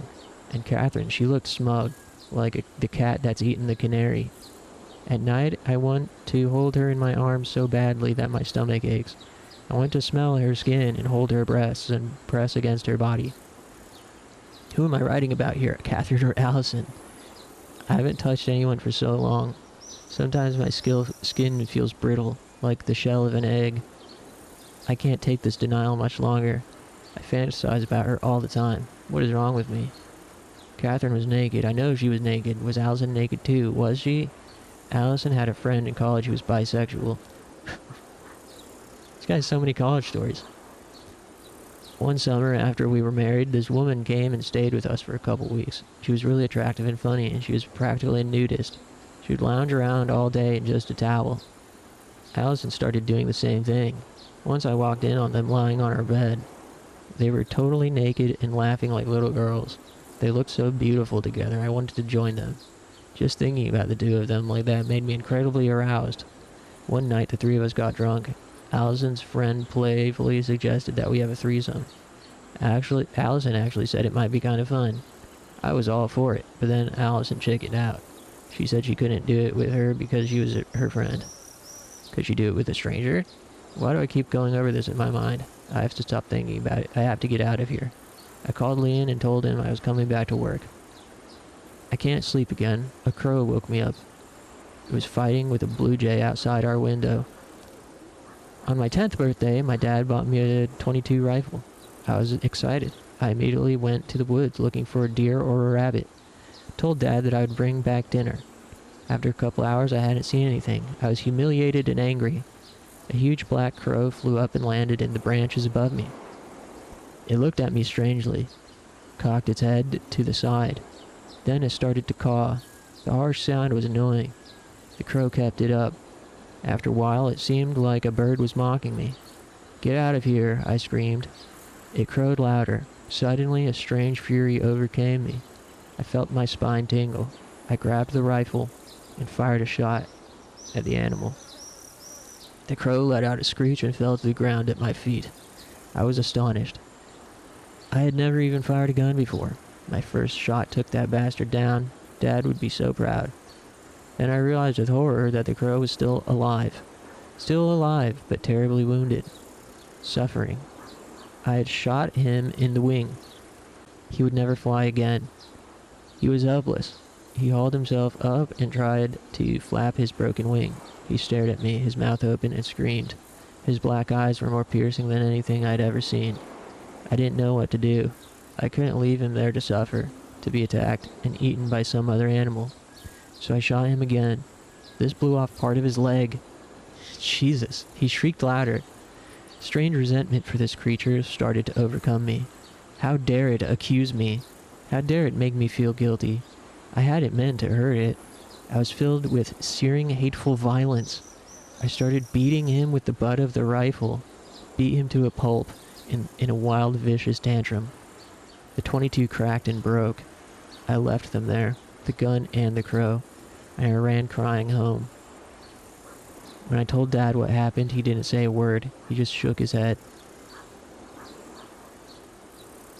That was fucking disturbing.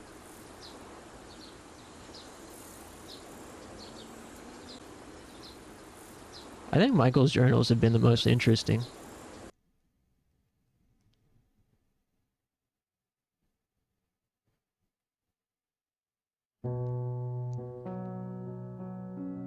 He's pretty good at metaphors. He's very conflicted. Yeah, he's like surprisingly insightful at times, or like introspective, I should say. But he's also like a freak and not super empathetic. But he's pretty good at like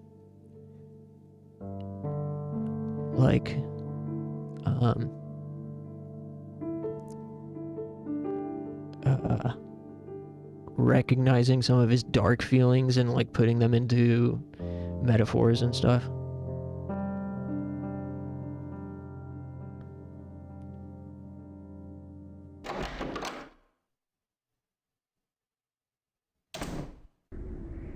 What's Allison got to say?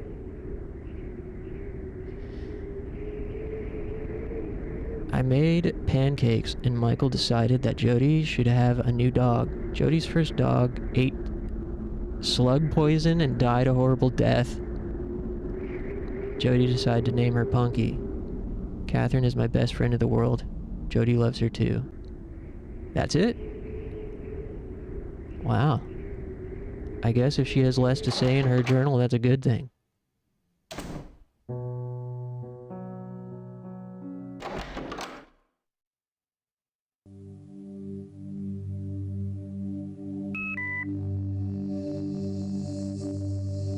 Catherine's diary. Jody's coming back to life, as if part of her lingers on here. Not just through Allison, but through what remains of Jody herself. As I decorated the walls with pictures she drew, and sorted through old homework assignments, I feel as if I'm getting to know her. I've come to see what a beautiful spiritual child she was. Knowing this makes it easier for me to understand Allison's anguish. Turner heard through the grapevine that Brian had taken a position in Chicago. I haven't thought much about Brian since the divorce was finalized. He said he was devastated. For me, the divorce had a sort of drifting, unreal quality. Emotionally, I was never quite present, kind of like our marriage. I did like Brian, though, enjoyed his company, delighted in the sex.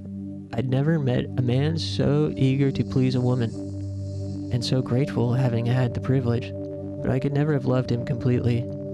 I'm expecting him to call sometime and offer to pay me back for putting him through med school. Of course I won't be accepting a penny, it was my choice, a stupid one, granted. If I had a better idea of what it's all about, I could have been the one accepting a position in Chicago. I watched from my window as Michael drove in with the dog from the shelter. Allison trotting out to meet him with her little plaid skirt reminded me of times I had with Jack. He was a doctor at the first hospital I worked in. He was a good lover and we had a lot of no-strings fun together. One afternoon we were having coffee in the espresso bar and he kept eyeing two teenage girls at the next table.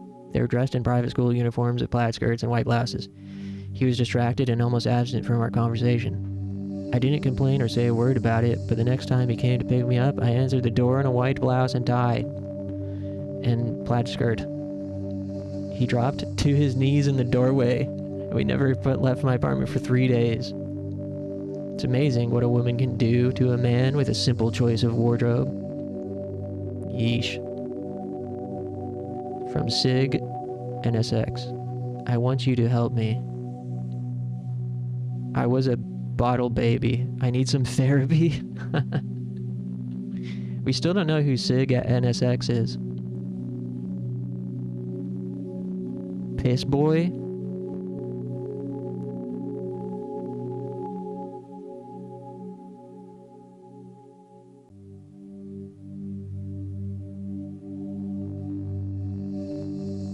Piss fetish?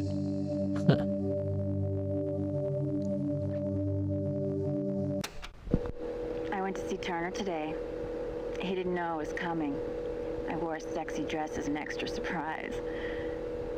Unbelievably, Michael barged into the room all in a huff over my treatment of Allison. Turner backed up what I'm doing, which made me feel really good. But when he gave me a ride back to the Evertons, he wouldn't stop talking about his marriage. I wish he wouldn't do that. Allison and I meditated together. We sat facing each other in the lotus position and stared into each other's eyes. This is sort of a modified version of the meditation that we used to do together. At first, Allison found it difficult. She kept giggling nervously and averting her gaze. After some gentle coaxing, however, she really got into it. She told me afterwards that she felt as if she was falling into my eyes, as if she were floating in a deep, calm pool. She said that she hasn't felt so refreshed or happy since the accident. She wants me to do this with Jody too, but I told her that Jody needs to be a little stronger first. She needs to be able to sit up in bed. Allison has been gone for over an hour, but her scent is still in the room. Both she and Michael are incredibly sexually frustrated. I want to help them get past this hump in their lives. Well, that was a Freudian slip if I ever heard one. What they need more than anything is a little hump in their lives. So they weren't getting it on? They truly were just meditating?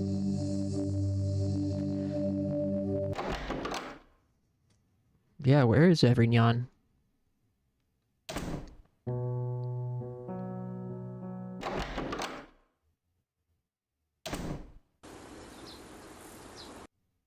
What is Sparky doing?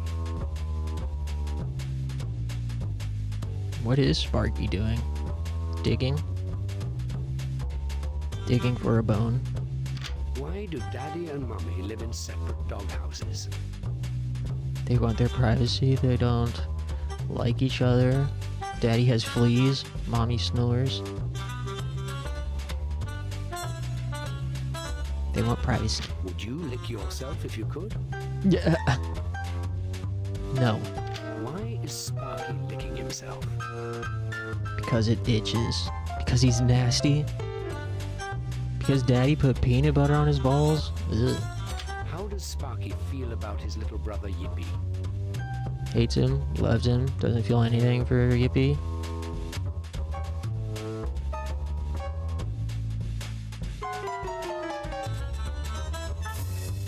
Mummy and Daddy are praising Yippee because He's a good boy. He doesn't get in trouble like Sparky, because he's a good boy. Why does Sparky feel guilty? Stole Yippee's bone, pooped on Master's carpet, dug a hole in the garden, licked himself again. Because he dug a hole in the garden. Angel Dog is saying, You better behave if you want to go to heaven. You stink. Quit licking yourself. do dogs really dream? Yes. Sparky is dreaming about... A cool dog. Sparky is dreaming about... His girlfriend.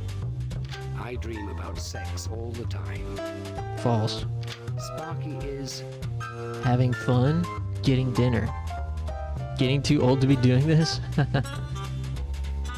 Getting dinner. Sparky makes a sound like... Yum. Slurp. Goo goo. Slurp. Why is Sparky mad at Mummy?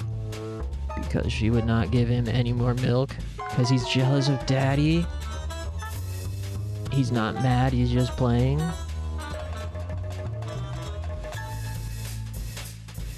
How can Mummy show Sparky that she loves him? Give him more milk, pet him, let him sleep in her doghouse, play with him. My best friends as a child were my...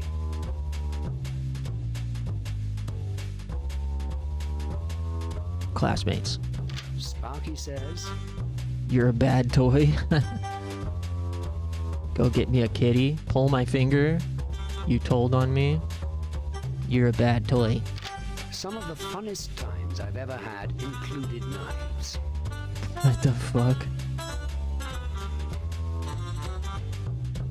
True. What is going on here? I gave myself a scar playing around with a butterfly knife when I was a teenager. Me and my friends got into butterfly knives and martial arts weapons. Yippy's being punished for chasing cats. Sparky's dreaming about hurting Yippy. I don't like this picture.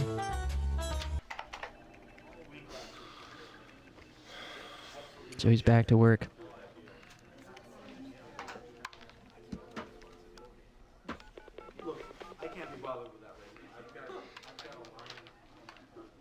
Hi, honey. Is everything all right? No, it's only the third time I called. Okay, maybe the fourth. It doesn't matter. Okay, I just want to make sure you're all right. Is Catherine there? Okay, bye. Hi, Catherine. Is Allison really doing all right? Of course I trust her. I just like to hear it from you. Okay. All right, fine. I understand. I won't call so much. Okay.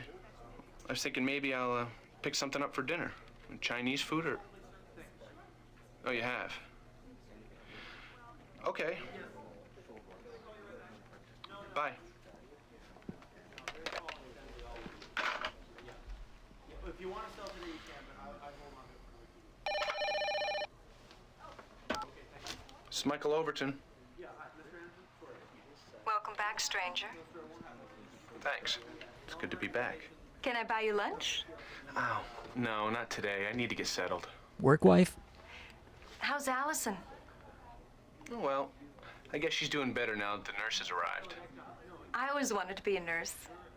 I think that taking care of people for a living would be a wonderful job. I gotta get back to work, Charlotte. You're really lucky to have a professional caregiver looking after poor Allison. I have to go.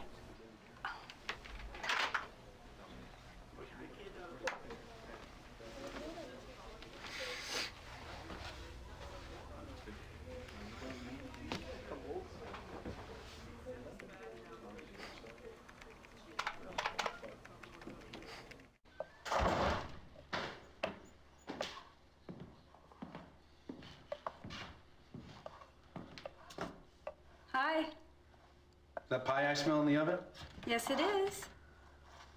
I know you like to shower after work, but hurry, because dinner's almost ready. What are we having? Beef Wellington. Catherine made it. She's a gourmet cook. Of course. So where's Catherine now, meditating again?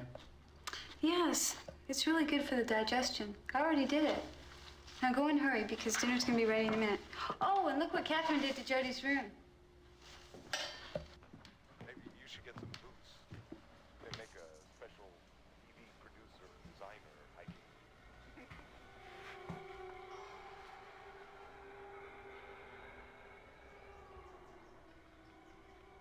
Huh? Yeah, it's blood. I was just... I know what you were looking for the scene.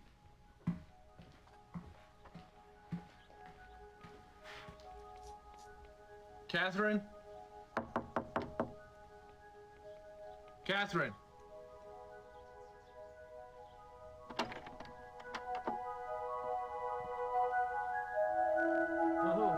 Whoa.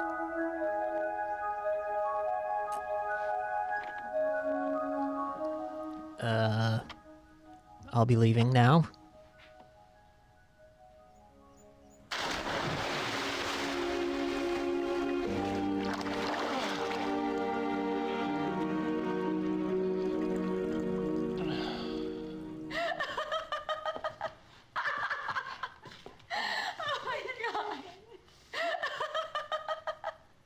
Two laughing ladies care to join me in a nightcap? Alcohol Alcohol before bed's not a good idea. She's right, Michael. You have to go to work in the morning. Well, she's always right. That's why she's the nurse. Michael? Oh no, he's getting drunk and mad. Ew. No, yeah, according to Catherine's tape log, it sounded like they really just were doing meditation.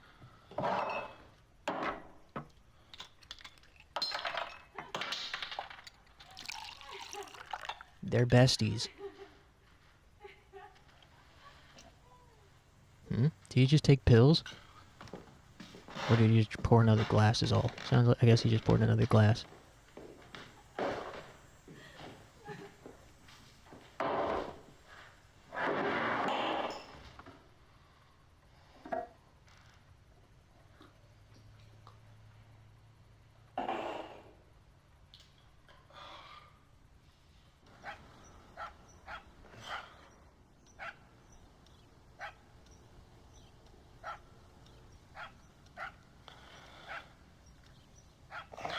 Damn dog.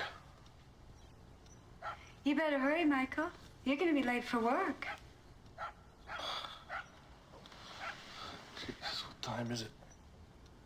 It's time you were up and on your way. Shut that dog up. You should have listened to us. Too much alcohol.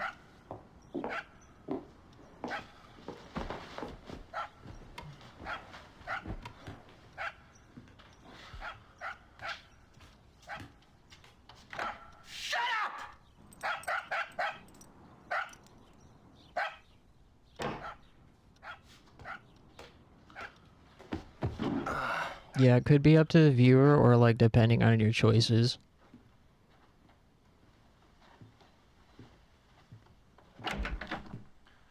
Because it asked us if we thought they were doing that, and I think I said I don't have an opinion.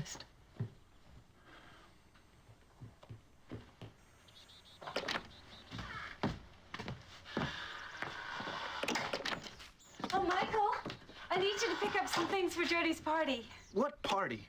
Next week. It's her birthday. Catherine suggested that we have a party. Can you believe it? She's gonna be 6 years old. I need pin the tail on the donkey and invitations. You're inviting other people? Yeah. I mean, it wouldn't be a party without guests now, would it? Okay, this is going a little too far. Don't forget the game. We figured out a way for Jody to play, but that's gonna be a surprise. Wait, did she tell him to pick up a piñata? Because I said piñata's the best game.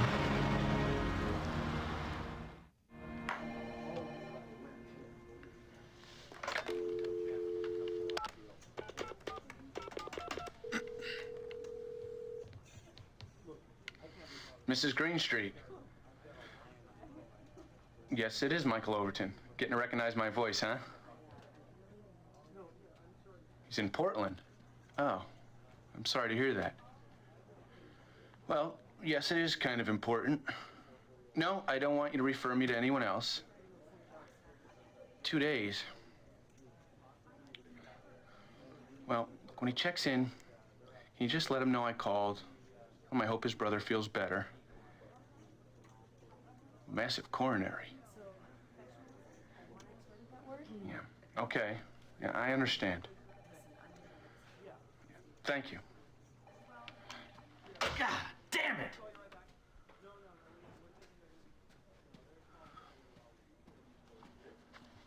Is everything okay, Michael? Yeah, everything's just goddamn wonderful. Jeez. I just thought I'd ask if I could help. I don't need your help. What a prick. Don't you have something to do?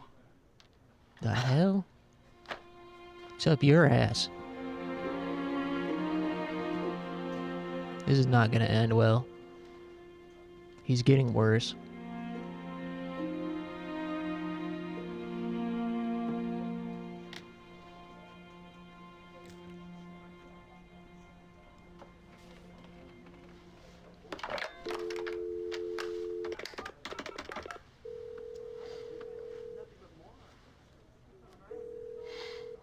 Hi, honey. Yes, I got everything you asked for. I'm sure it'll be a great party. Can I speak to Catherine? This party's gonna be disaster. This party thing is going too far. This I agree with. Well, when can you talk about it? Yes, but I want to speak to you when Allison's not around. During your meditation. Fine. Tonight. 5:45. I'll be there.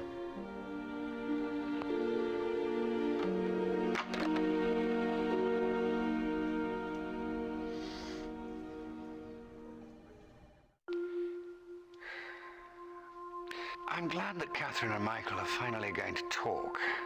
Maybe Michael will be able to get a better grasp on the process. I'm a little curious myself as to just what Catherine has in mind. The party thing seems a little risky to me. Of course, they'll have to cancel, and that might be quite a disappointment for Allison.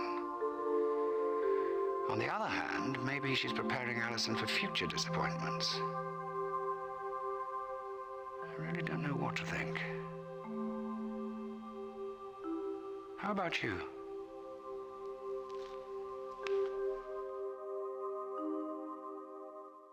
Men who perform oral sex on a woman are... Weak-minded? Giving. I have made love out of doors. Out of doors? Never. Traveling without a map is...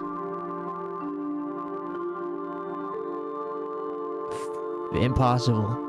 Should Michael attend Jodie's birthday party? Yeah. Which of the following terms best describes Michael and Charlotte's relationship? Secret? Affectionate? Michael has a short fuse. Agree. People had sex more in the olden days.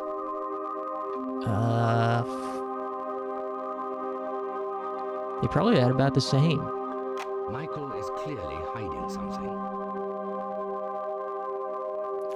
I don't think it doesn't seem like he's hiding anything from me.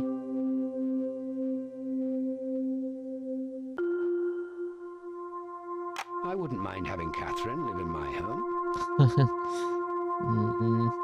Michael is the butt of many of Catherine and Allison's jokes. No, I don't know about that. The most important thing to learn in childhood is... compassion. There is nothing wrong with getting drunk when you're depressed. It depends.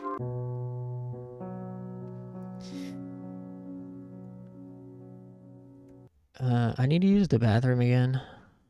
And I'm also considering switching to another game for a little bit. Things are heating up, and also, like, I don't know how much of this is left.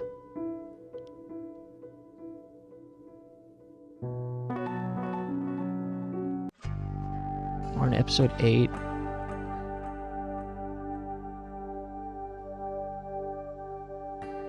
Yeah, I feel like instead of pushing through without everybody here, I mean, maybe people are just lurking, but I don't know. I can't really decide. I'm still having fun and invested, but I don't know. I guess I'll think about it while I'm stood up. I could just use a little bit of mind break, I guess, with something a little more, like, engaging, like, gameplay wise, but at the same time, I don't know. I can't decide. It's hard. I don't know. It's hard not knowing how much of it is left. It seems like quite a bit still, but we're also, I feel like we're in the third act, perhaps.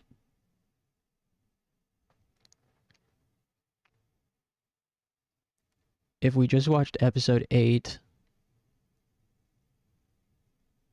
kind of feels like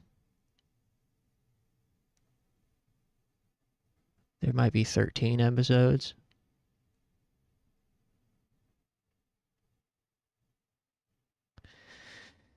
Yeah, if I play something else, I don't know what I'll play. I'm curious about this game called Shadow Warrior 2, which is an entirely different vibe. And has nothing to do with Valentine's Day.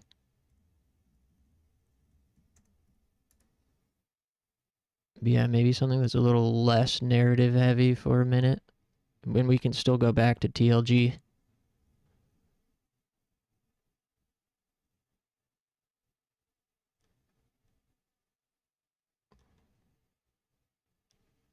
Christmas game? What Christmas game?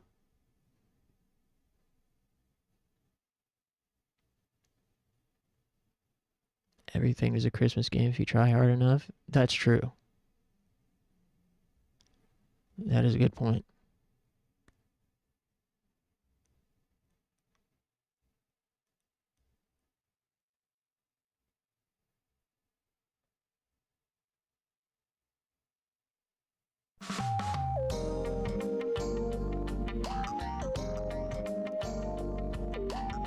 Alright, give me just a couple minutes and I'll be back. Thanks, everybody.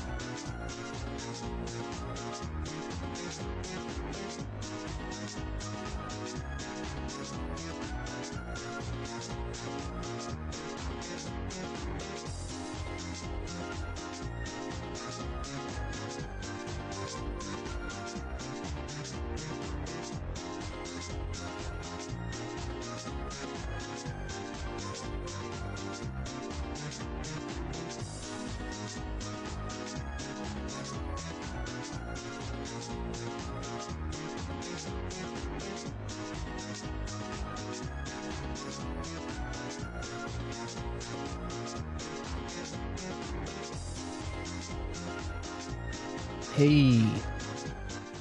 Sorry for the wait.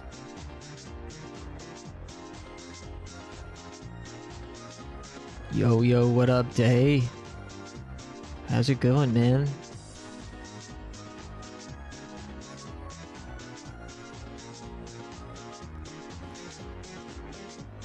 Alright, and we're back.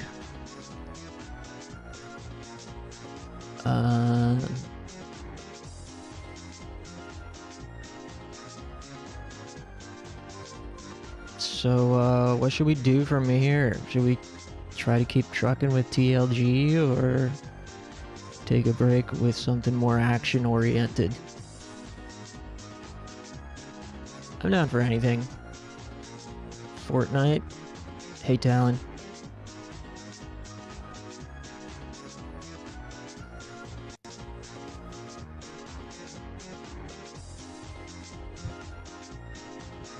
I mean, now that more people are here, TLG might be the way to go.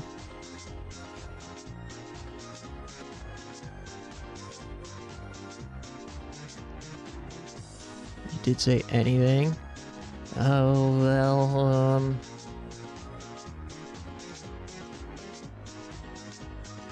I don't know, Talon always comes in here to beg you not to play Fortnite. I see what you're trying to do. Reverse psychology, huh?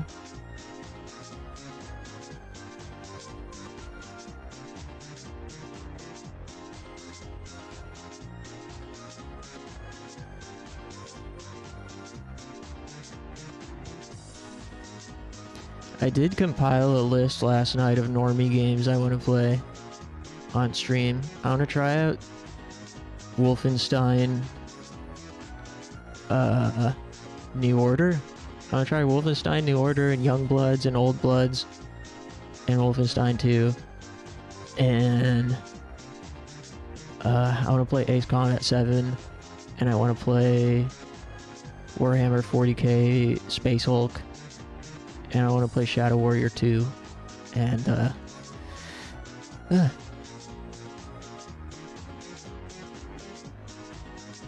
got my cousin Wolfenstein the Order.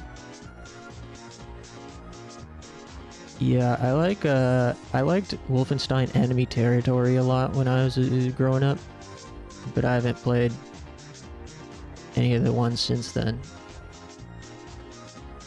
Or not Return to Castle Wolfenstein and Enemy Territory. Enemy Territory was the online version of Return to Castle Wolfenstein. I was playing Ace Combat 7 a while ago. Do that one.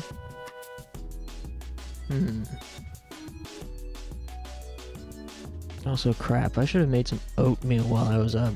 I could feel hunger setting in. I don't want to get up again right now, though.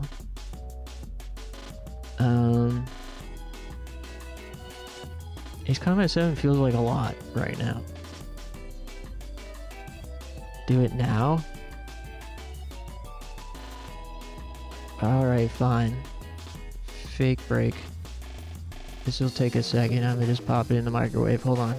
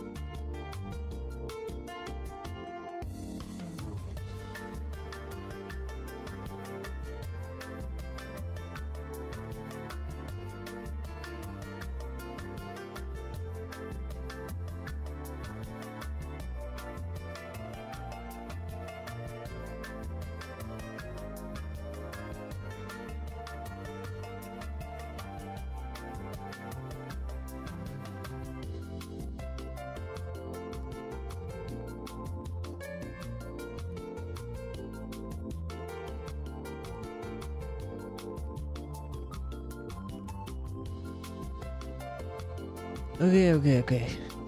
I'm back, sorry. So, did you think about what's going on?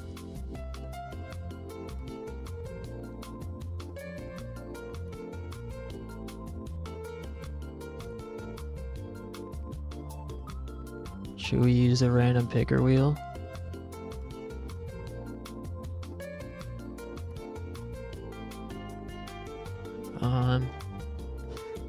You know, now that I think about it, what's more Valentine's Day coded than Ace Combat? Talon _ just redeemed hydrate. We just sat around inhaling this helium, that's why our voices sound like this. You wanna join us?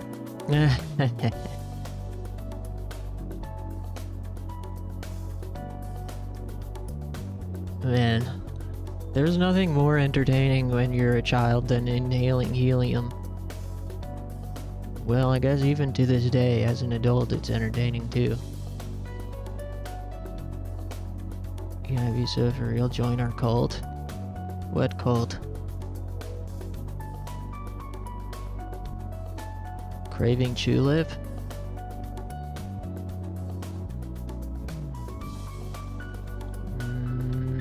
It is. I mean, Tulip is Valentine's Day coded, but I can't do Tulip right now, I don't think. Hey, Tina. Damn, gang's all here.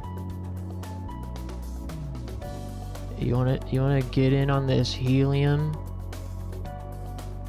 session? Everyone, whole crew inhaling helium right now. So, do you guys want to continue the freaky love triangle movie game, or should we play, I don't know.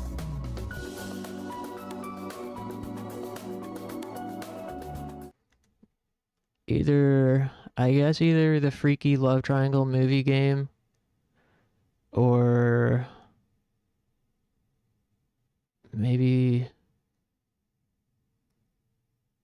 the bed making game.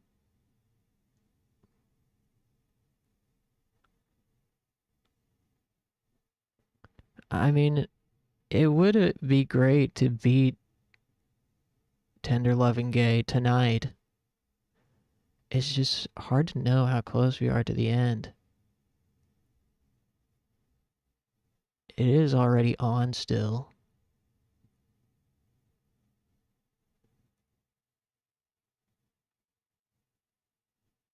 Bed making game, then Tender Loving Gay. That feels too cumbersome to switch back and forth. Because I have to change the stream setup to do it. If I switch to a PlayStation game, I think I would want to stay on PlayStation. After that. Colonel Sanders Dating Simulator. That's a good option. Although we need to catch people up on what's happened so far tonight.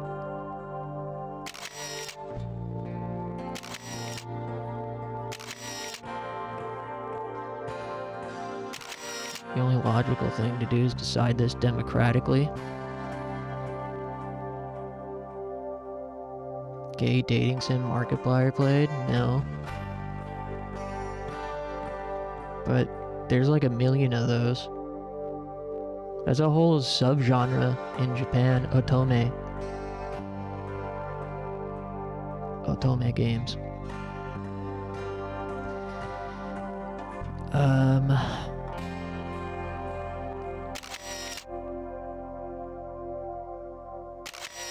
So what's happened so far tonight is that Catherine, the live-in nurse, and Allison, the crazy wife, who is experiencing PTSD delusions, thinking that her daughter is still alive when she's dead.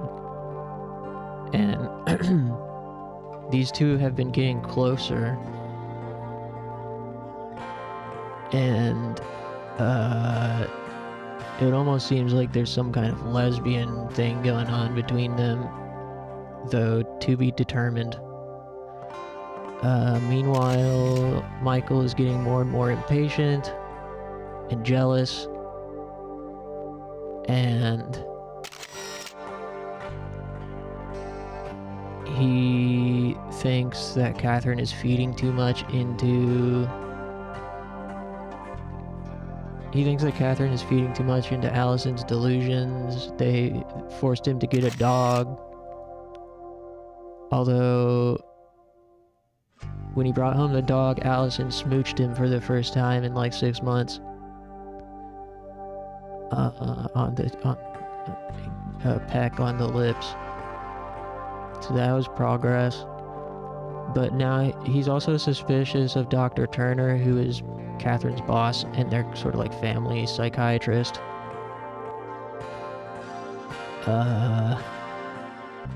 There's some sort of thing possibly going on between Catherine and Dr. Turner, but to be determined.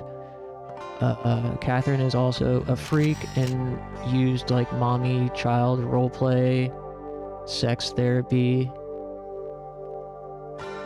on some patient, and it almost seems like there's a mommy-child thing going on between Allison and Catherine. Everything is a mess. He's paranoid. That was one of the questions during the personality quizzes. It asked if Michael is paranoid. And I said, I don't know. I've been fence sitting all night.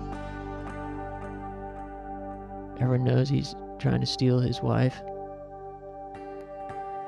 Who's trying to steal his wife? Catherine is trying to steal his wife? Oh, so he also went back to work. Allison is doing better enough now. And since Catherine is around to care for her, he's been able to go back to work. He also went back to work because he's losing his patience at home. And he's about to reach his breaking point. The most recent development is Catherine encouraged Allison to throw a birthday party for Jody, the dead daughter. And they asked Michael to go get party supplies, and they're gonna like invite people to the party for their dead daughter. So Michael's really reaching his breaking point here. He started drinking a bunch. They need a divorce already. We'll kind of feels like it's going that way. Oh yeah, also Michael. Oh no, this is a spoiler. Go back. Why does it let me go forward like that? We just finished episode 8. What was I about to say? Oh yeah, Michael, we've discovered, is also traumatized and has been having nightmares.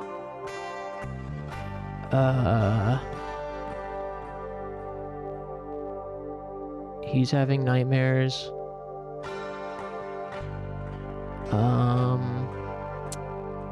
And his thoughts are getting really dark and stuff. That was a freaking gigantic spoiler. Yeah, I mean, kind of. Yes and no. I mean, okay, so what? They had sex again, finally. We don't know the context or what else is going to happen between that. You know, who's to say things are not... That doesn't mean things are good or bad.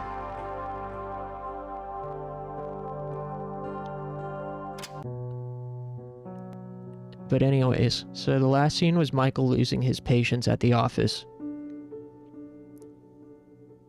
And now we're in between again, so it's time to catch up on everyone's journals to see what they're really thinking. So let's start with Allison's journal.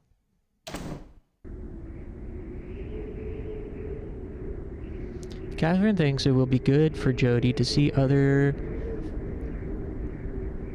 playing and having fun, even if she can't join in. Catherine says that will motivate her to get well. I'm back from meditating. Oh yeah, Catherine and Allison meditated naked together. I feel much better. Catherine says that my mind is incredibly powerful and that I don't have to live in fear. Michael is really stressed out from being back at work and needs to do some meditating. Make Michael put all his money in Bitcoin.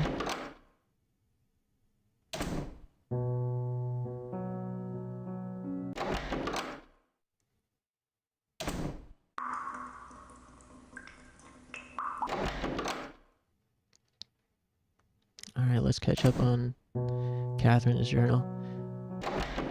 Also, she's been getting, like, Catherine has been getting threatening emails from some mysterious email address who's mad about her mommy-child roleplay. Whew.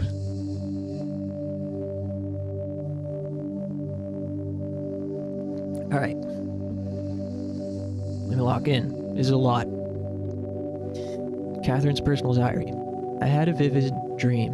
I'm out walking in the field behind Michael and Allison's house. It's hot and the sun is beating down on my hair. When I touch my head, it feels like a windowsill that's been in the sun all day. I walk up to a huge blackberry bush as big as a house. Blackberries are dark and ripe. I see a hole in the brambles. I get down on my hands and knees and crawl inside. Somebody has cut a trail just big enough for me to crawl through without getting caught on the thorns. The further I get into the heart of the bushes, the darker and cooler it gets. I turn a corner and come face to face with Michael. He's laying on his back. He's naked. I ask him where Allison is. He gestures vaguely behind me. I turn and look. Allison is caught in the stickers like a rabbit in barbed wire. Her eyes are wide open and she is panting. Little drops of blood well up in the thorns have pierced her skin. The drops of blood fall to the ground and become juicy red berries. Michael is eating the berries and his mouth is stained with blood-red juice. He tells me to come to him. I feel my loins aching to surround his flesh. I crawl over to him and get on top, and he slides inside me. He's so hot and hard as by a gasp, and we move in rhythm. We pluck berries from the ground and eat them. I woke up very hungry. Normal dream from Sig at NSX. This is the mysterious emailer. I'm wondering what would happen to your license if I had a little talk with the head of the Portland Medical Association. What if I were to reveal things about Dr. Turner, expose some of his activity with his patients? Masochist. So this is about one of her patients that was a masochist. Too much. Been tortured and mutilated? The patient had been murdered?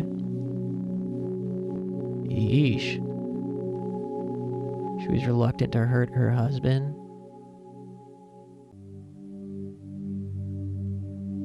Alright, what's she got to say on the tape player? Michael opened the door while I was meditating. As usual, I was naked. I could feel his eyes all over me. I'm so horny.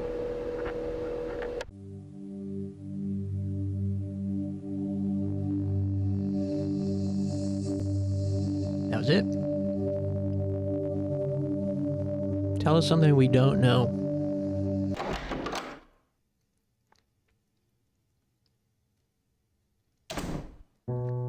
Let's go read Michael's journal.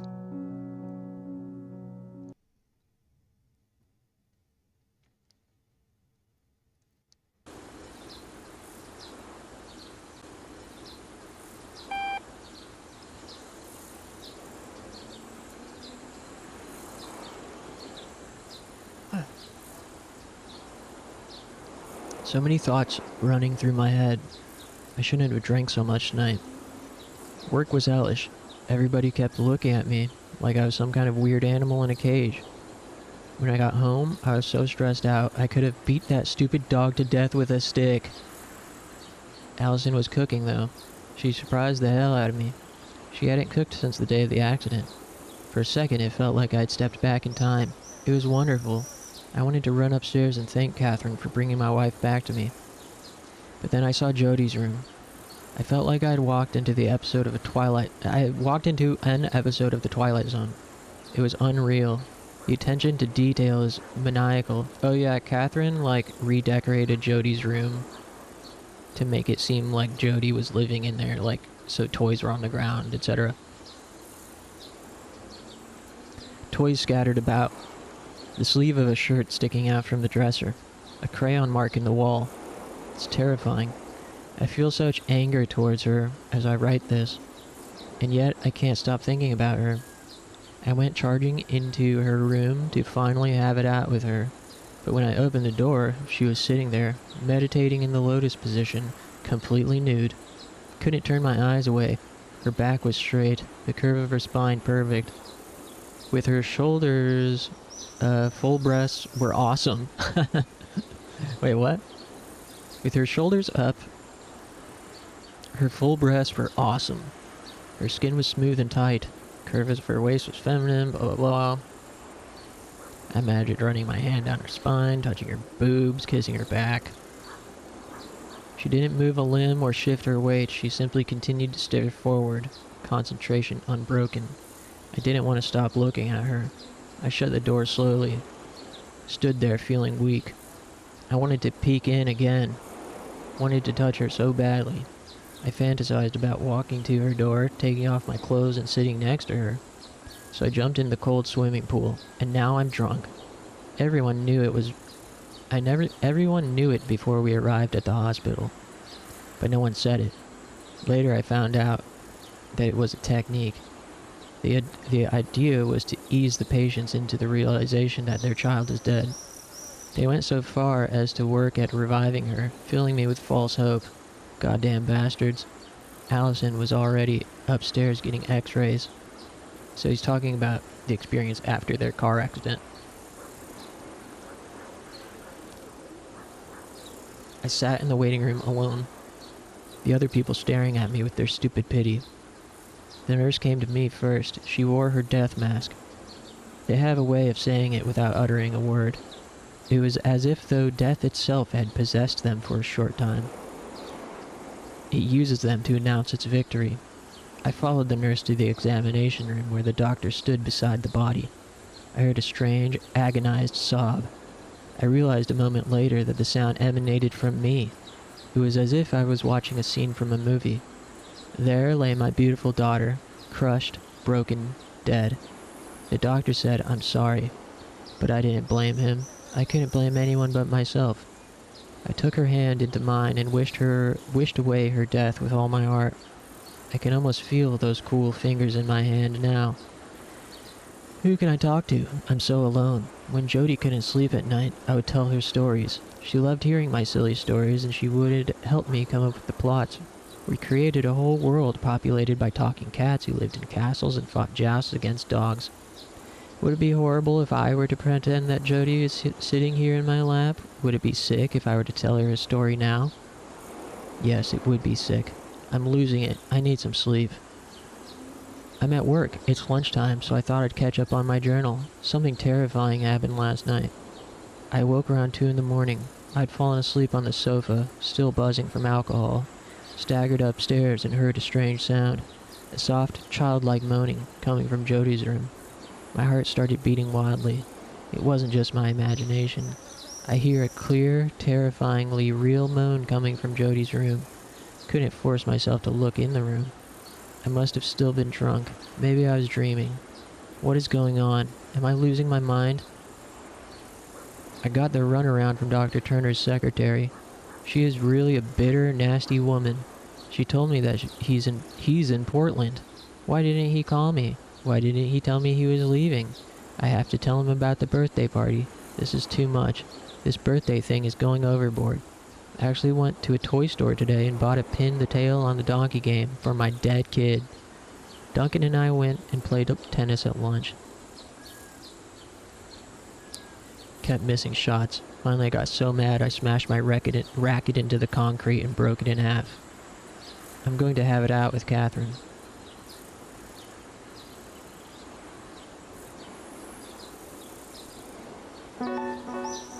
Okay, so where's the next swirl?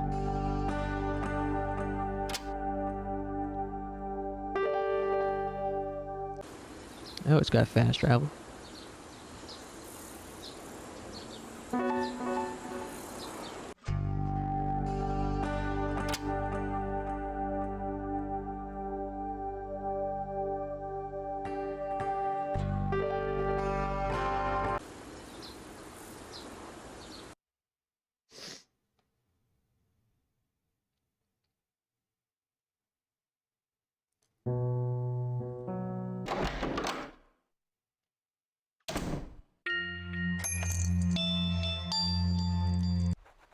Oh?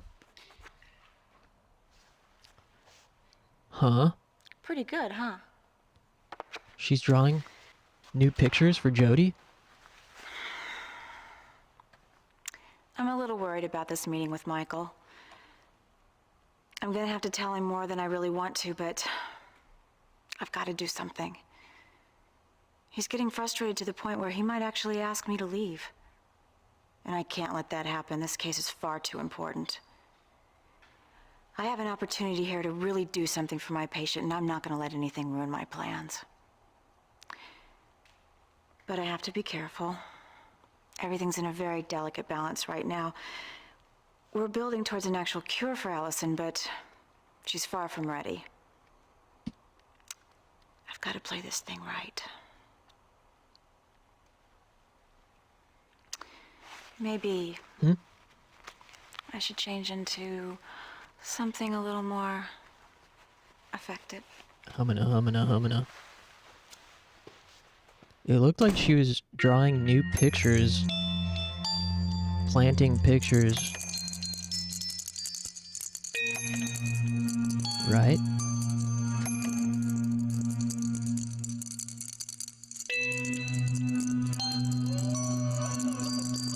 This is creepy. Is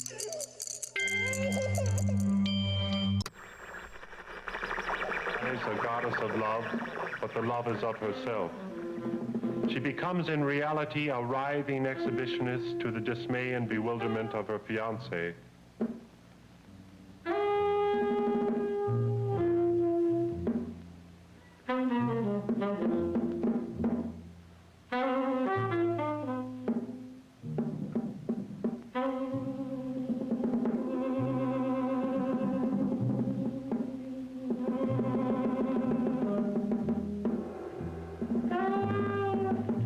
What is going on here?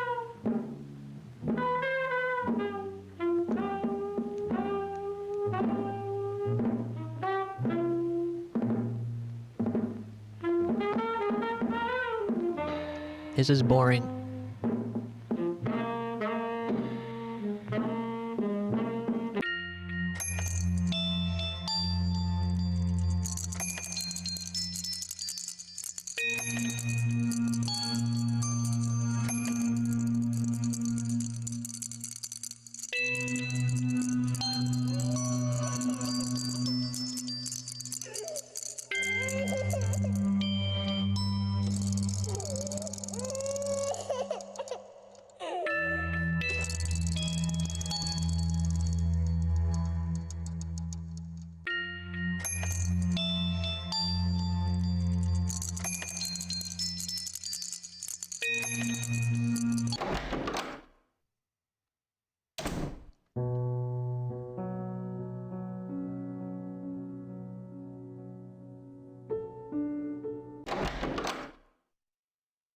Trying to find the next swirl to start the next episode.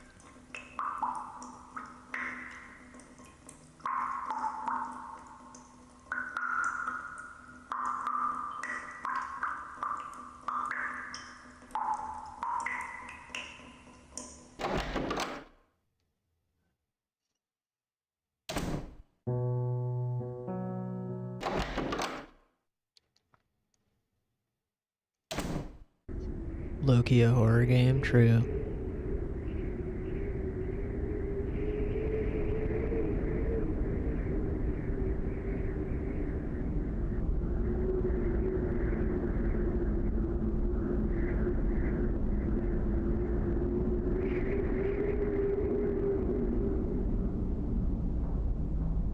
Oh yeah, we haven't been listening to the radio. Whatever. Oops.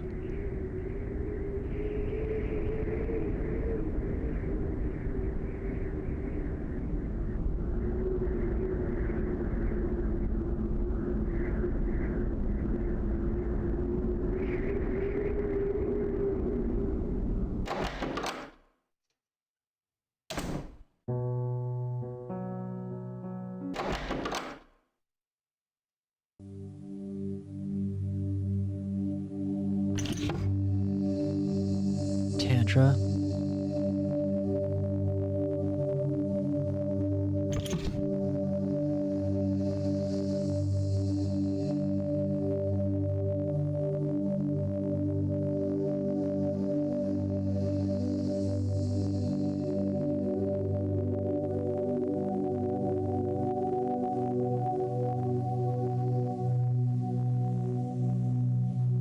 Dear Catherine, the truth is I'm not really okay. I've been feeling down again. Self-hate, I think you'd call it.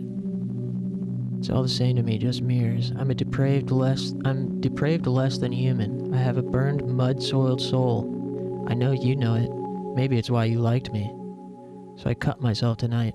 Didn't hurt a bit, I swear. Exactly like old times. As the blood ran all over the bathroom floor, I even fantasized you'd come to me, hold me, rock me like a good mommy should. Stupid thing about self-inflicted injuries isn't the scarring, like some people say. It's the embarrassing mess. There you are, down on your knees, soaking up blood you spilled yourself with the lemon-fresh towel you washed the day before. In the end, most things add up to so much housework. With love and gratitude, Danny.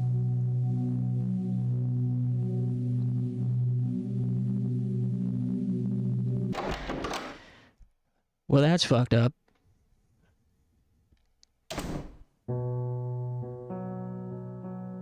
Do you think Catherine's gonna kill them?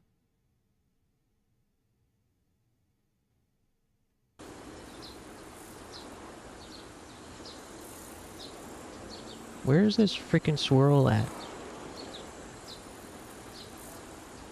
Maybe in the kitchen where the knife... Oh, there it is. Where is this woman? In the Twilight Zone. In a nightmare. I like dramatic events. Yes. These men are... Taste testing food. Hiding their identities. Prisoners. Sensitive. Taste testing food. Everything I eat tastes exactly the same. False. Is this man enjoying himself? No, his smile is fake. Yes, he's attracted to the women. I can't tell. His smile is fake. The woman is thinking... He's handsome. What will he do? He's hurting my wrist. He has bad breath. What on earth is in his ear? Which word best represents how this image makes you feel? Epstein moment? Which is this makes you feel fearful, powerful, lucky, lustful, excited? Fearful? I don't know, none of those. Betting on an event makes it more thrilling for me. False. Ducks are just as smart as dogs. Yeah, false.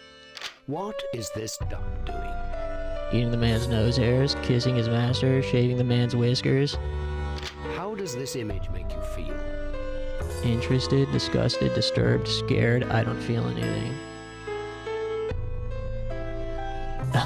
Interested. What is going on here? Surgery, torture, therapy, movie makeup. Torture. My life is based on duty. False. Why isn't the young man wearing any pants? He had a physical. These girls are...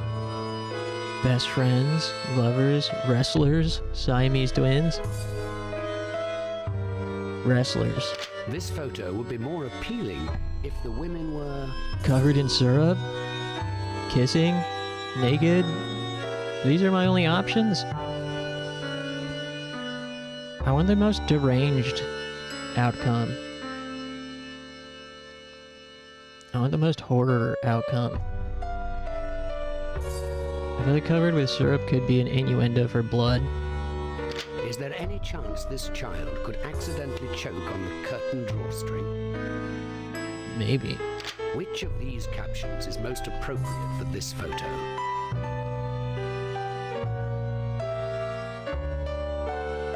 Who's out there? I never do anything that is embarrassing. False. I have got so drunk that I blacked out and lost track of what happened afterwards. Actually, 0 times. I've never blacked out.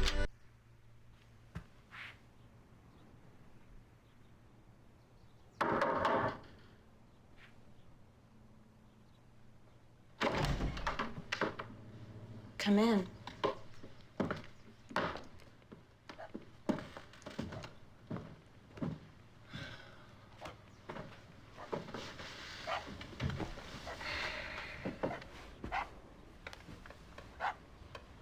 Allison thinks you're teaching me how to meditate. Might not be such a bad idea. You could use some relaxation. You're extremely tense. Me. I'm sure it's a result of all that's happened. You've been through a great deal of stress lately.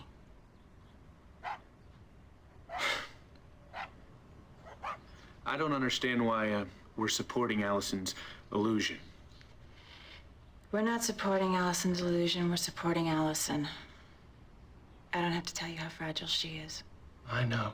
It just seems like we're going in the wrong direction. Before I came here, she was floating around in a fog and you were sustaining it. It would have gone on that way until one of you broke down completely. One of us. Don't think you're immune. Allison suffers openly. You contain it. Well, I don't think you can compare my mental state with Allison's. Anyway, where's Allison now? She's up and about. She's working around the house. She's off drugs completely. I agree. She's functioning better. But we're getting deeper and deeper into this fantasy, and I'm just afraid that she's gonna lose her whole grip on reality altogether. Can't go on pretending that Jodie's still alive forever. No. But if I had contradicted her from the start, she simply would have shut me out. By supporting her, she permitted me to enter her world. So, where do we go from here? What's the end result? We end by reliving the tragedy. What? What do you mean? One night, the accident must happen again. Dude, what?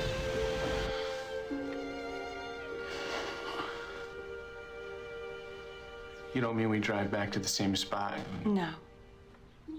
I mean, we describe it to her, make her remember. Oh. But not until we've laid a foundation of acceptance.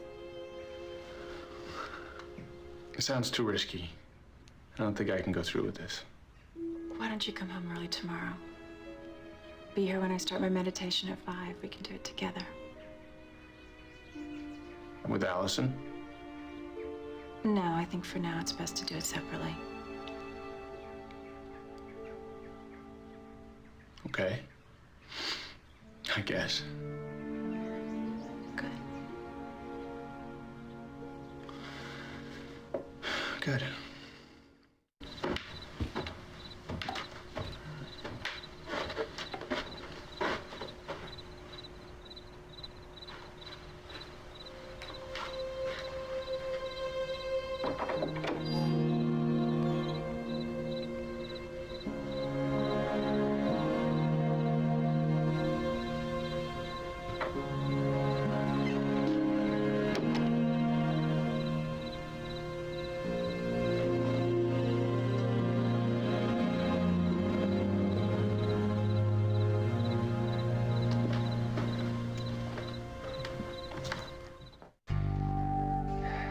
Theoretically, I think it's brilliant. But how's she going to pull it off? Is she really going to restage the accident? And there's such a high degree of risk. I hadn't really understood what Catherine was doing until now. I do wish she'd kept me more informed. Do you think it'll work? My type of reality TV. Yeah, this game rocks. What emotion does Michael feel most strongly toward Catherine? It's way better than I expected it to be. What emotion does Michael feel strongly towards Catherine? Lust. Hostility. If I received a lot of money, the first thing I would do is... Invest it? Take a trip around the world. I have hardly ever fantasized about having sex with animals. True. During Hardly ever? Catherine told Michael everything she should have. What about just straight up never? During their meeting, Catherine told Michael everything she should have. No opinion. Will Michael benefit from meditation? No opinion. Does Jodie deserve a wheelchair? Does she deserve a wheelchair? No opinion. I wouldn't mind somebody spying on me while I was in the bedroom. False. Catherine flirted with Michael. No opinion. Will Catherine cure Allison? Hold on, I'm gonna check. I'm gonna cover the screen and check how many episodes are left.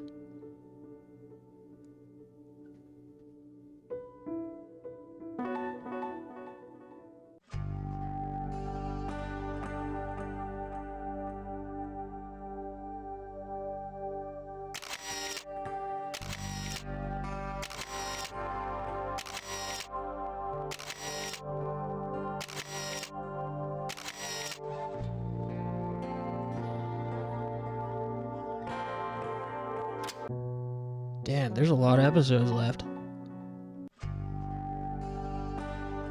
So we just watched episode 9. There's still 6 more. Man, I might not be able to pull it off tonight. I've already been live for almost 4 hours.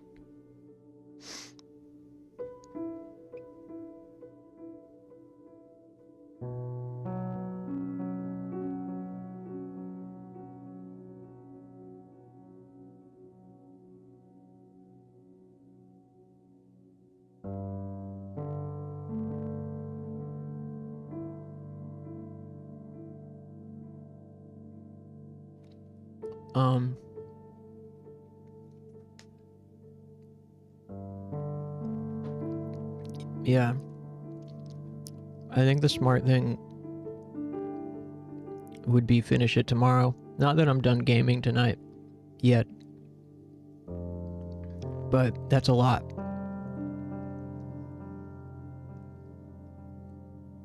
Six is a lot.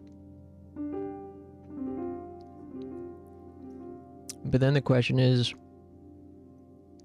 what should we play to cap stream off with?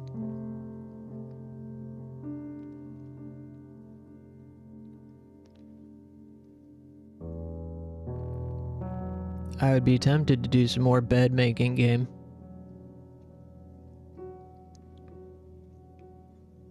But pressing buttons with something a little more mindless would be nice too.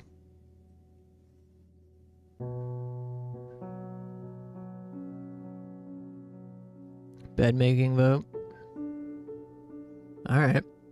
You guys want to play that?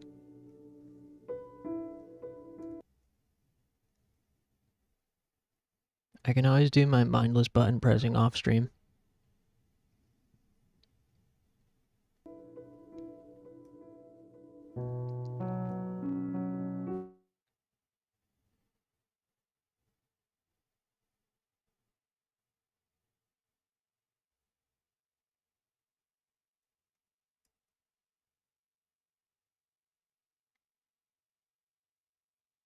What do you guys say?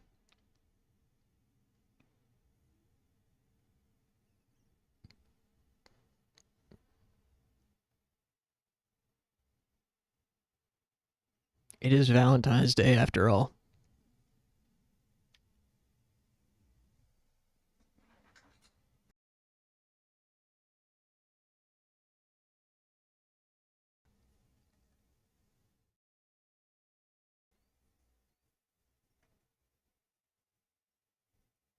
I kind of need to use the restroom again though. Let me do that real quick while the away screen is up.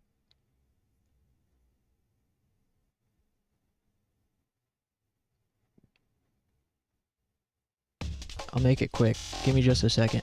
Thanks, everybody.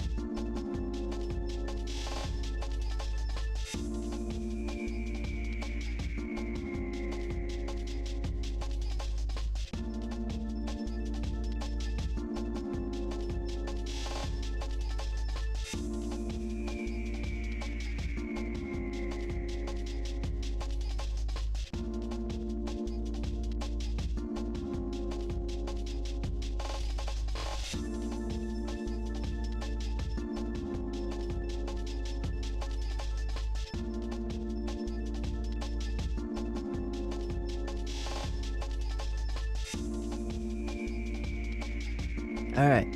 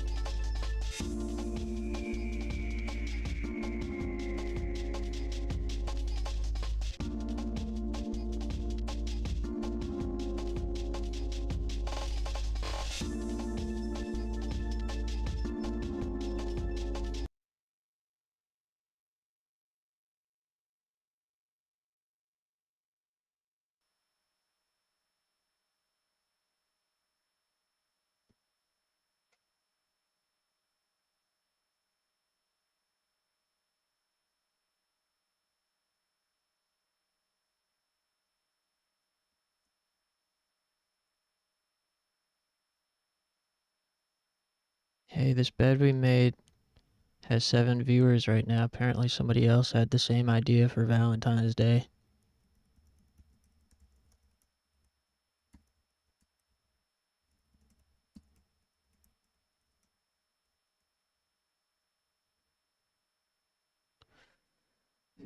Whew.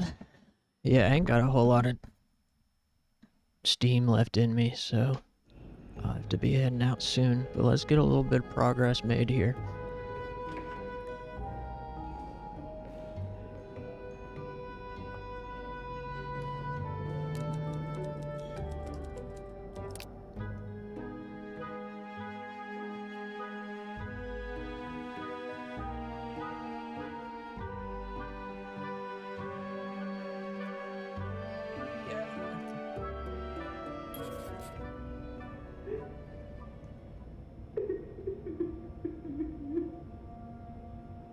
So, last time...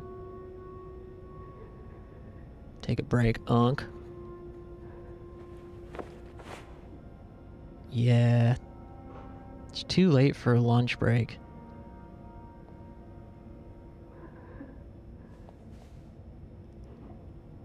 Last time... we came across graffiti on Linda's door. Wait, right? Who's who? Beth. Wait. No, Linda. Yeah, Linda's the curmudgeon. Wendy's in the bathroom crying. And we came down here for a key. That'll do. I'll just have to make sure I don't forget to return it.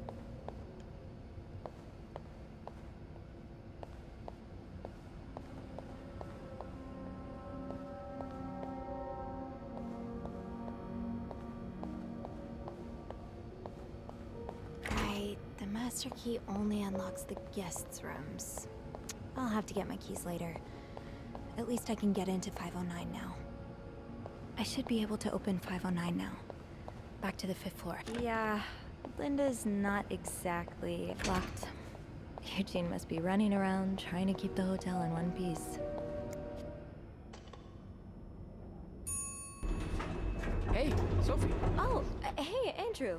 On break already? No, not yet. I have to deliver something to our VIP guest. Again? Yeah, the requests just keep on coming.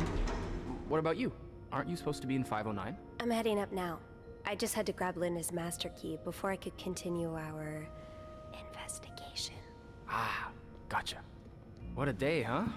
Tending to an eccentric VIP guest, discovering, well, what you discovered in 505. Pretty exciting as far as a workday at the Clarington goes. Yeah, that's definitely one way to put it.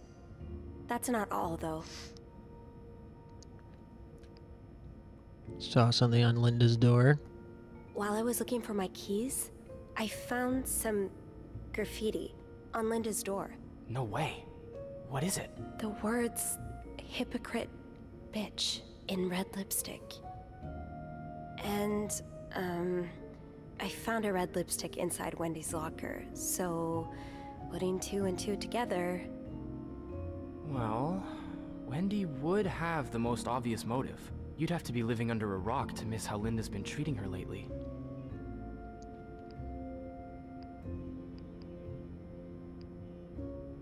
Yeah, Linda's been pretty bad to Wendy.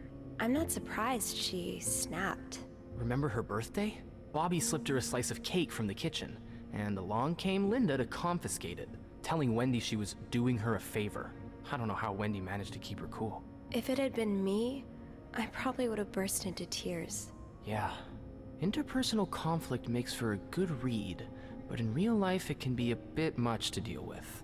You've always been good at staying above it, though. You get along with everyone. Flirt options? No thanks. I think it comes from my mom. As a nurse during the war, she had to work with other people in very stressful situations, and not let her emotions get the better of her. I don't know if I'm quite at her level yet, though. Well, if you ask me, I'd say you're doing a great job of following in her footsteps. Thanks, Andrew. Well, it was nice to chat. Don't let me keep you, though. I have to head to maintenance anyway.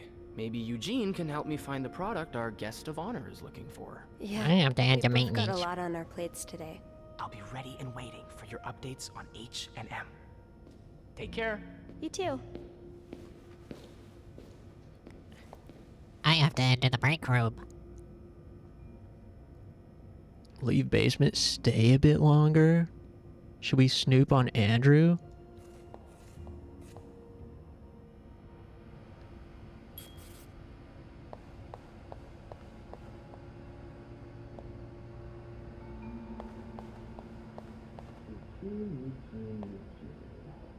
Where would you keep it?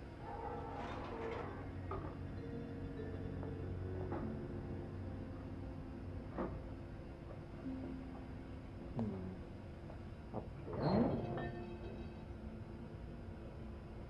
Oh, no, that was a mouse. Talks to himself.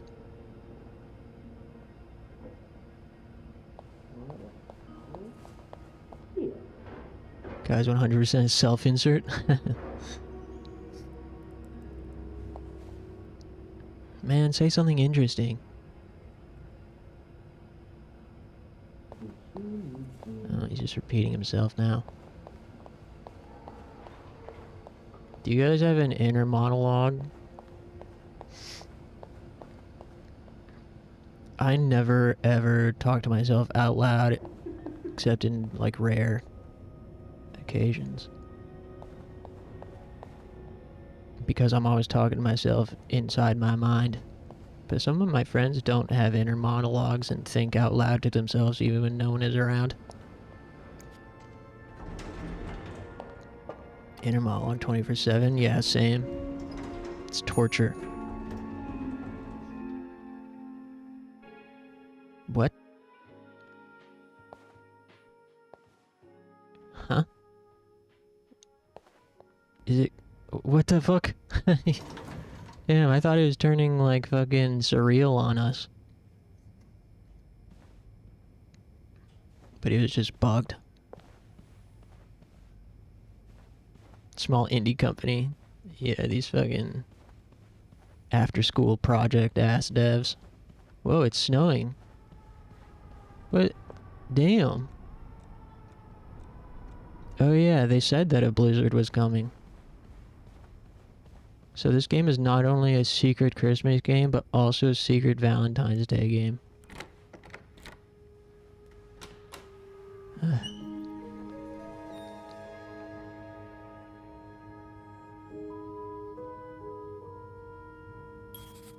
Alright, let the snooping begin. Close the damn door.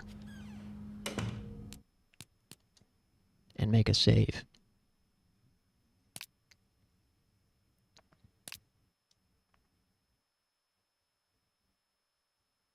Wow, we're already 30% of the way through. Looks like someone had quite the shopping spree. More work for poor Rebecca. Hang in there, Reb.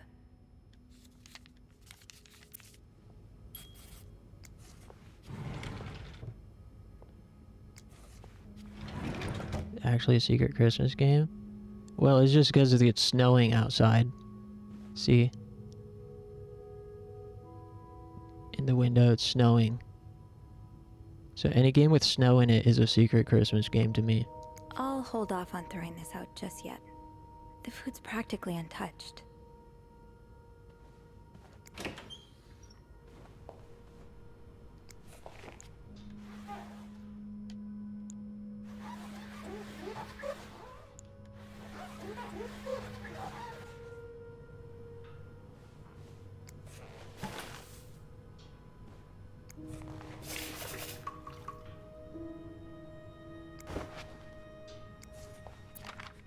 These are lovely. I wish you'd had more confidence in yourself. Somebody working on a love letter.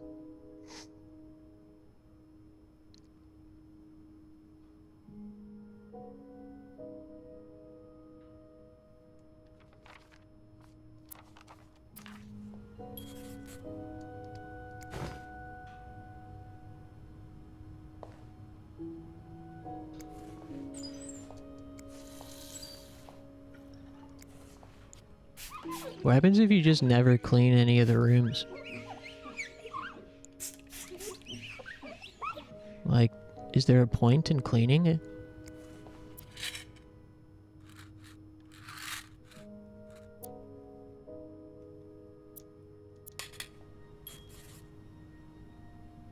You can just throw everything away too. You get fired.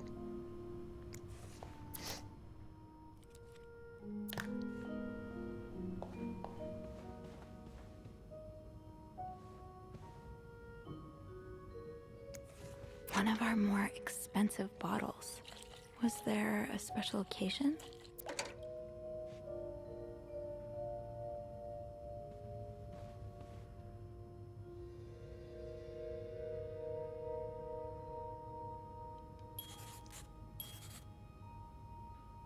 Interesting.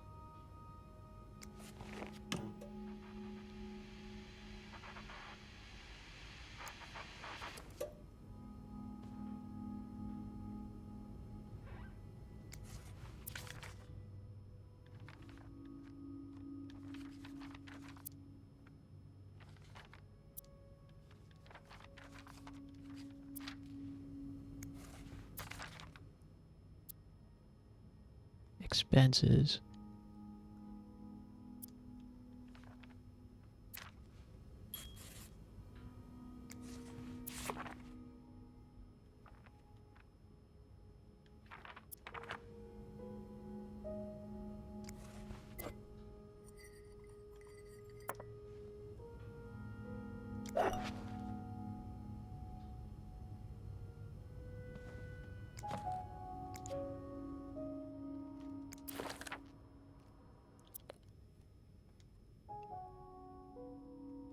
SW. Looks like you had a few appointments with him, Mr. Cruz. Or her.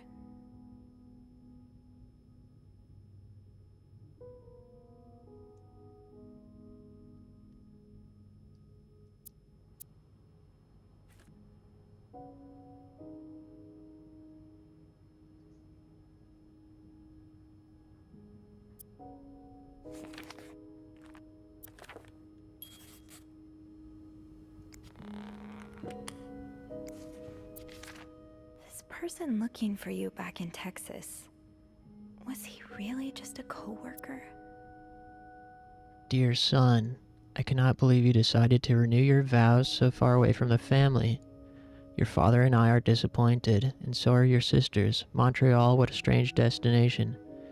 Would not be surprised if it was another one of your wife's ideas. I met Luciana in town yesterday. She has 5 children, and is pregnant with her 6th. Juan has just bought them that nice house on the corner of Prado and Ramos. Imagine if you had married her like you were supposed to. You would have your own family by now. Yesterday I also drove by your home to get the mail.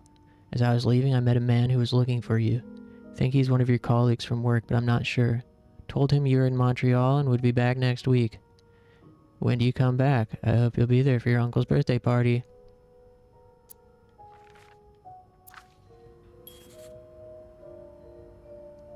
What happens if you just throw everyone's stuff away?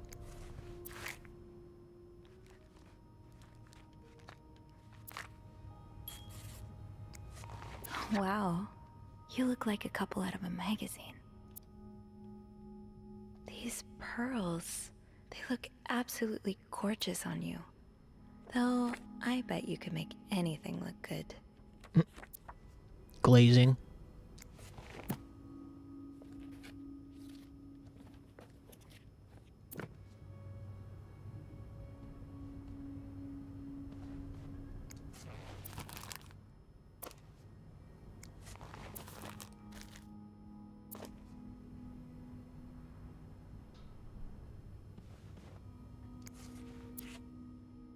Hector Cruz, insurance agent.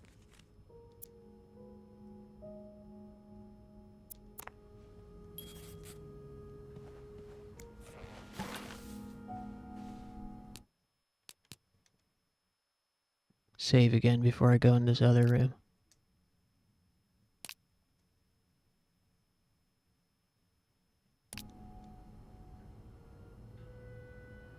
Someone's been sleeping here. I should leave it as it is.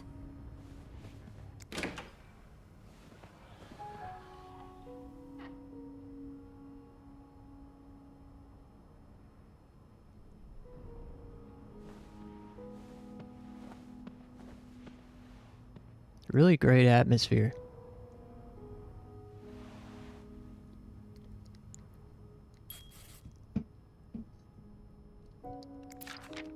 Mrs. Cruz got her personal information stolen. Is Mr. Morgan behind it? We wish to apologize on behalf of our company for the privacy breach. Who could blame you for seeking help? I'd do the same in your shoes. These scribbles don't look random, but I can't figure out what they mean.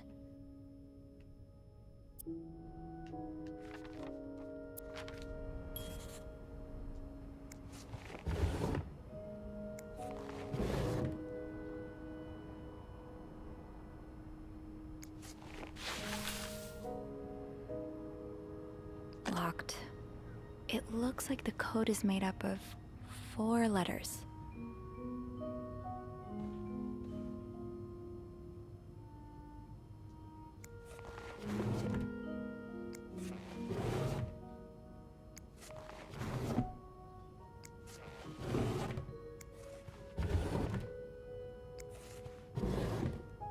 I never use the drawers at a hotel.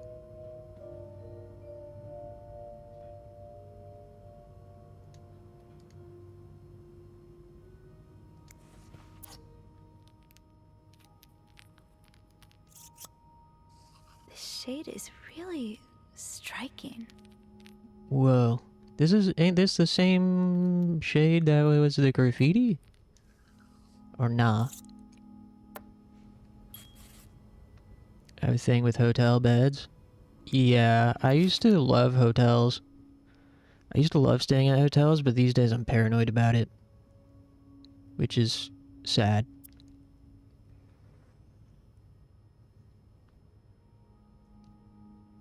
Reading list. Murder. It had to be murder. Whoever wrote this is as much a reader as they are a doodler. Bring your own blanket and sleep on top? Damn. Thankfully I don't have it that bad, but I understand.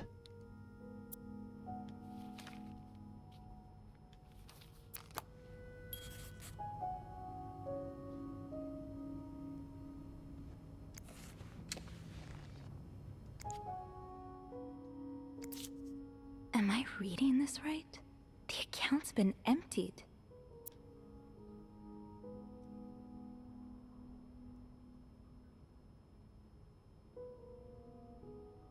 Marcella Cruz. Her account was emptied. You don't see someone withdraw $5,000 every day. Just what could have made you empty out your entire bank account? These symbols, they look oddly familiar. symbols. They look oddly familiar.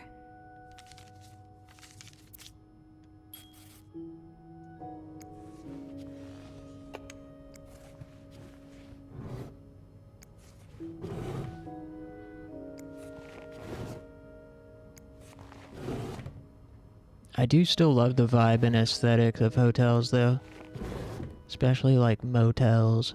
Looks like someone tore that note apart, but I'm missing some pieces. I can't make out what's written.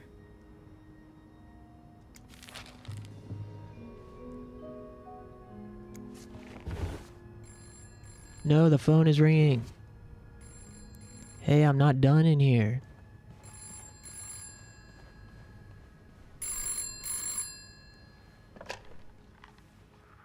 Hello?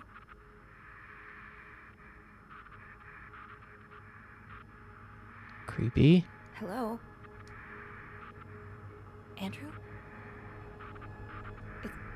Is that you?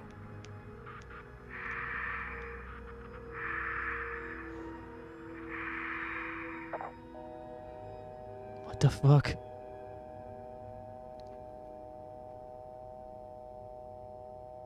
Call reception? I would just hang up.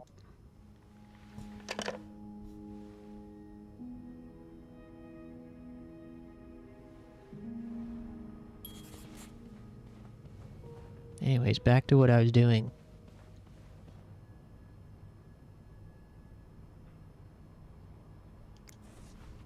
This looks right up Andrew's alley. Hmm. I wonder if he's read this one.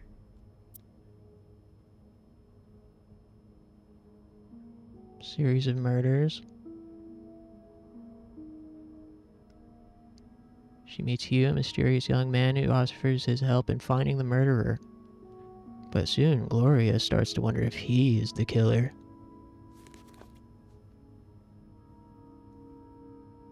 She thought she was tracking a killer, but the killer was tracking her.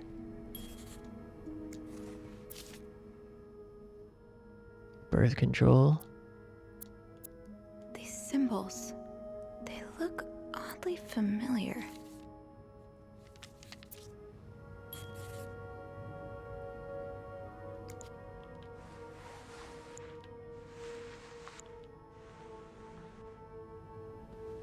Okay.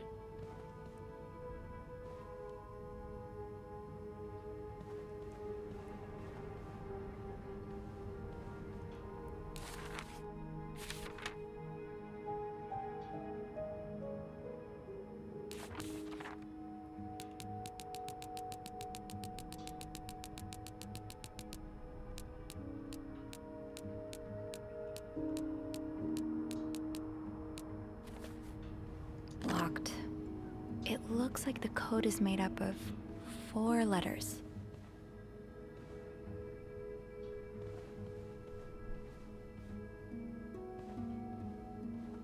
So what am I missing?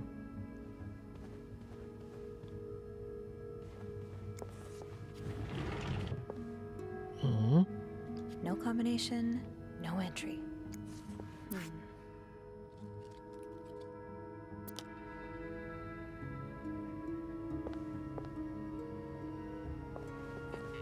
Looks like someone had quite the shopping spree.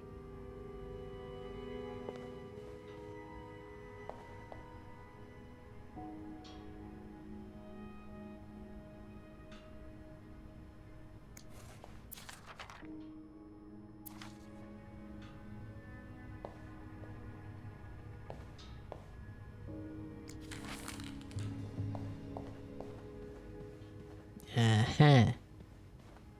In the rubbish bin.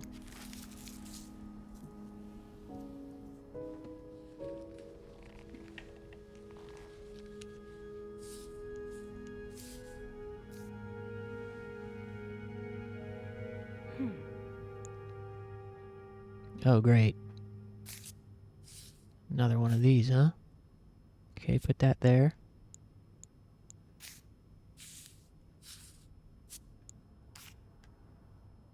Let's do the corners first. Get this out the way.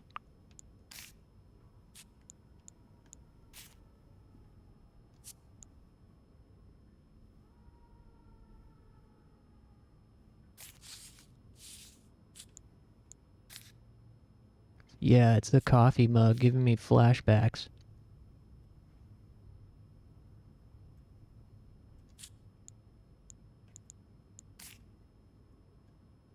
Gotta get a headshot.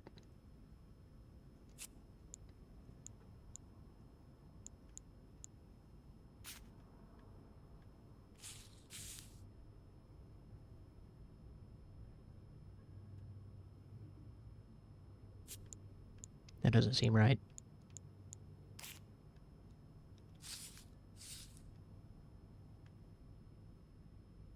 This definitely goes with this one.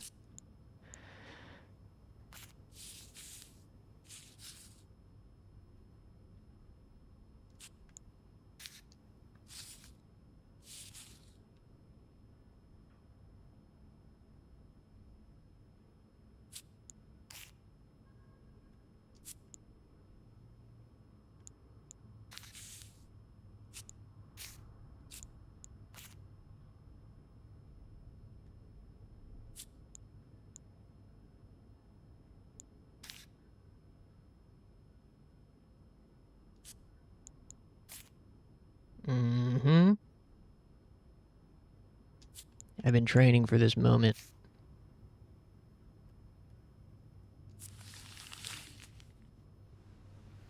It's some kind of code.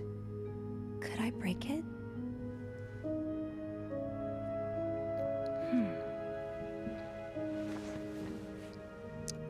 But yeah, the numbers and symbols look awfully familiar to the ones we found in the crazy guy's place. Aw, hell no. Oh, what the heck? What? Oh, code breaker? Oh, dude.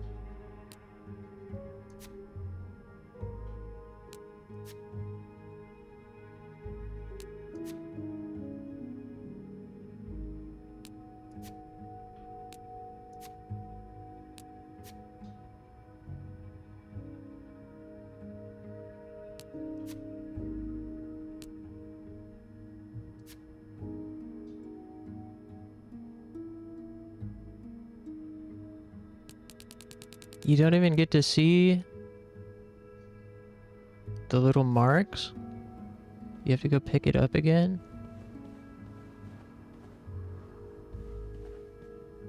I don't remember where they were. Yes, these are part of the same set. I think I can use this. More of these symbols. Just what I was looking for. H, G is H, P is T. I don't know what that is. That doesn't look like anything that was on the thing anyways.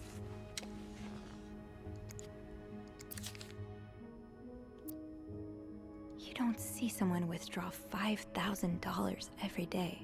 Just what could have made you empty out your entire bank account? Squiggle W, squiggle 6, squiggle 1. Aha! I'll have to remember these. I don't know how that pertains to the thing.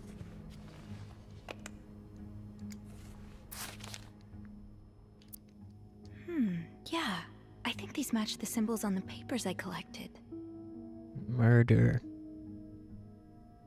Okay, this one's pretty helpful, it seems.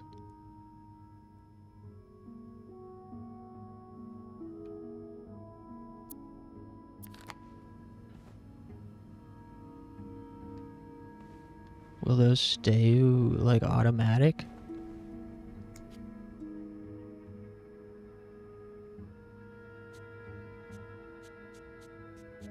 This one is R.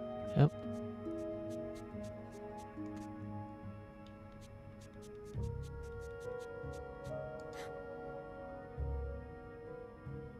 Oh yeah, it does, on the right side there.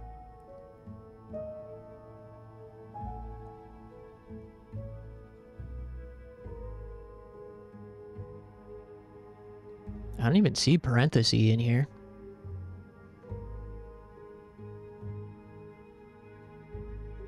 Three is E.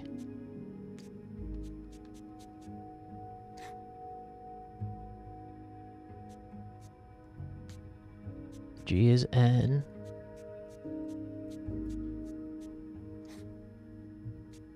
Dash is M.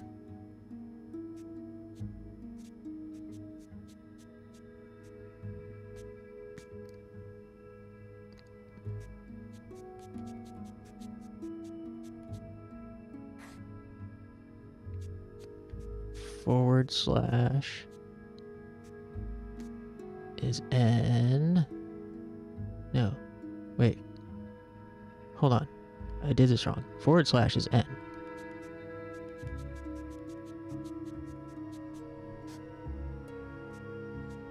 And N is G, but there is no G.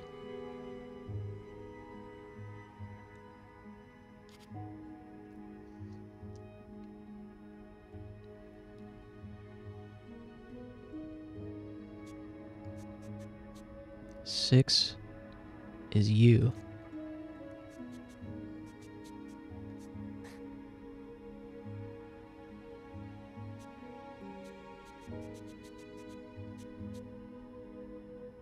W is X.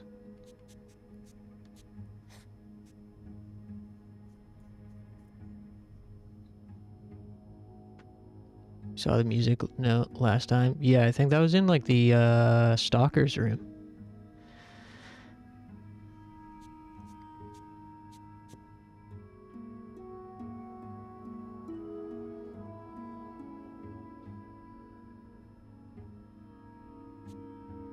Squiggle is T.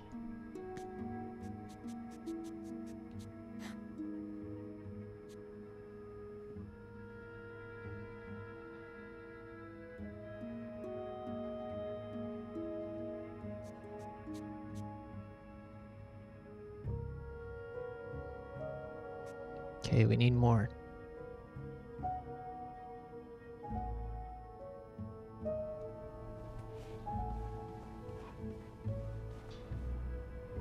I don't remember where else I found stuff.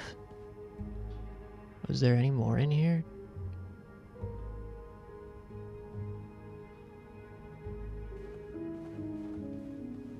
Do I need to exit?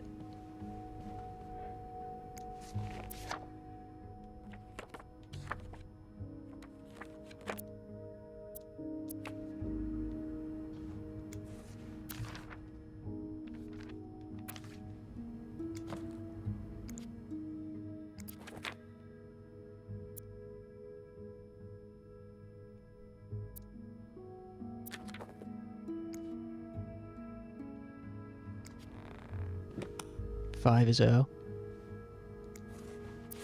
Okay, hold on.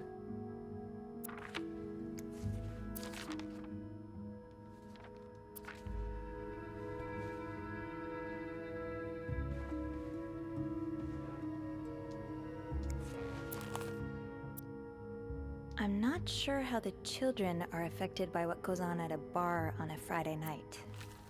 But I'm no lieutenant, so...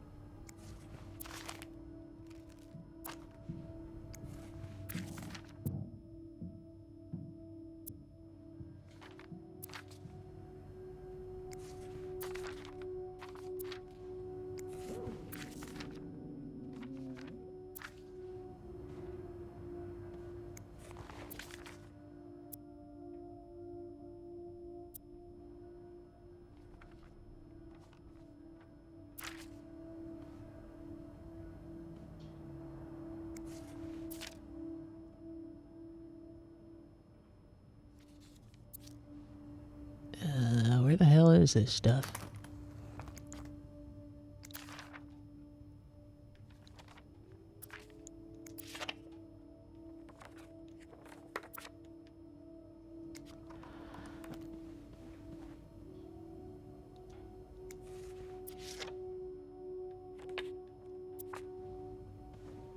Could have sworn... Oh, it was the very first room that we started in, I'm pretty sure.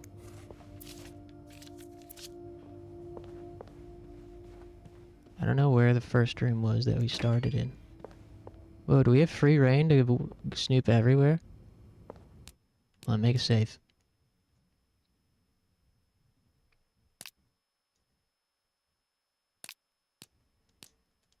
We gotta finish this puzzle before I head out.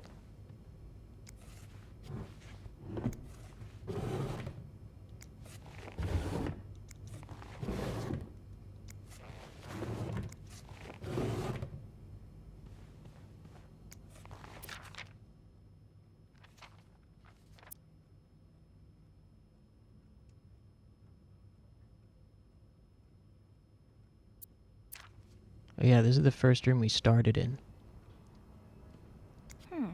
Only menswear. Are you in town for a business trip, maybe?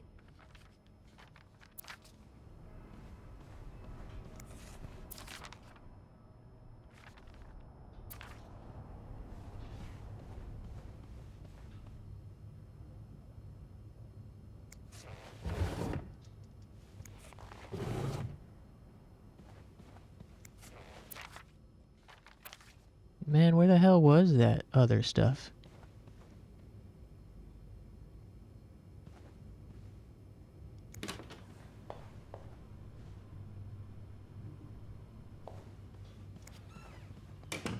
Maybe we can brute force it.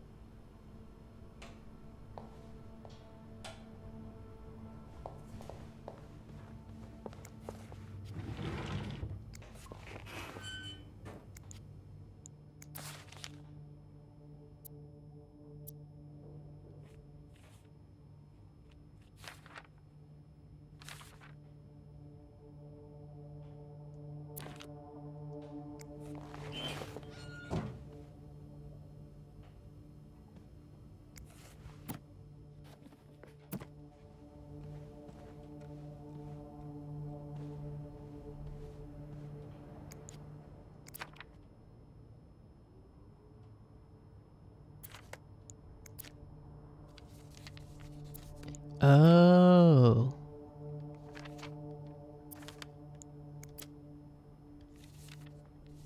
Wait.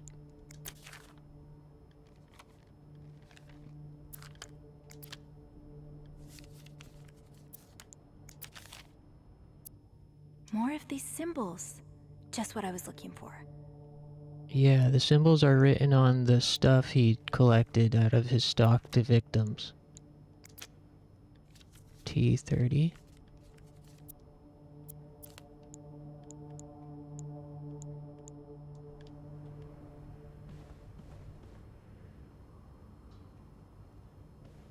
Okay, maybe we can brute force it now.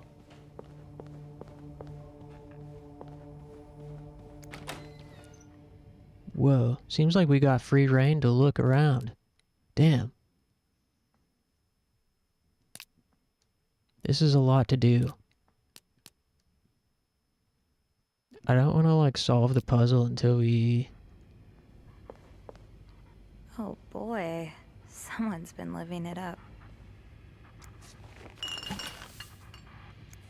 Another fan of the Gossiper. I never did finish that article from this morning. That feels like so long ago now.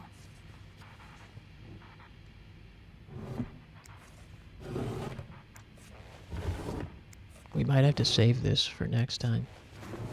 Because if we got free reign, I want to snoop this place up and down.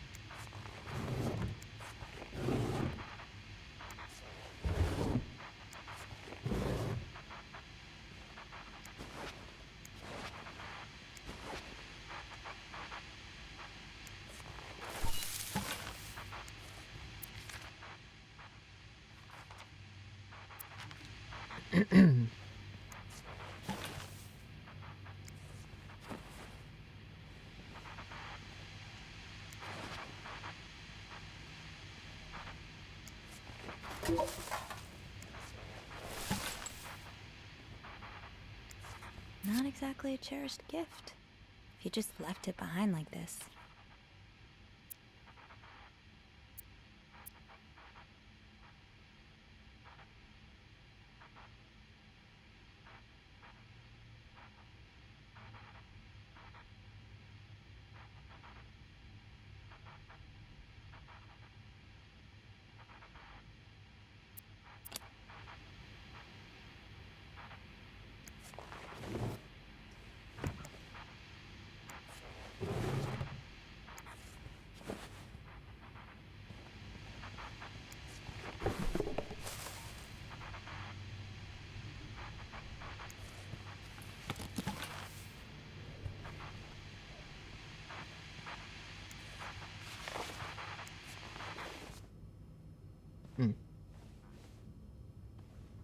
Nothing all that interesting in here.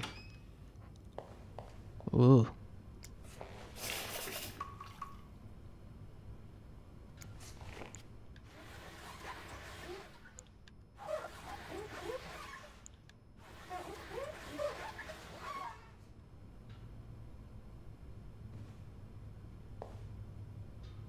Sorry for the mess. Hey, no worries. It's my job.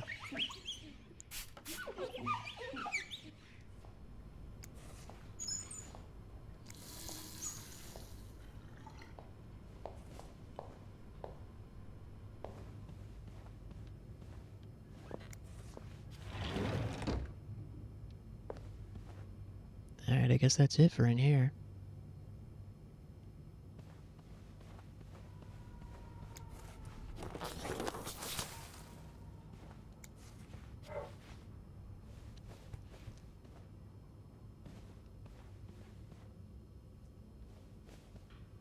Good as new.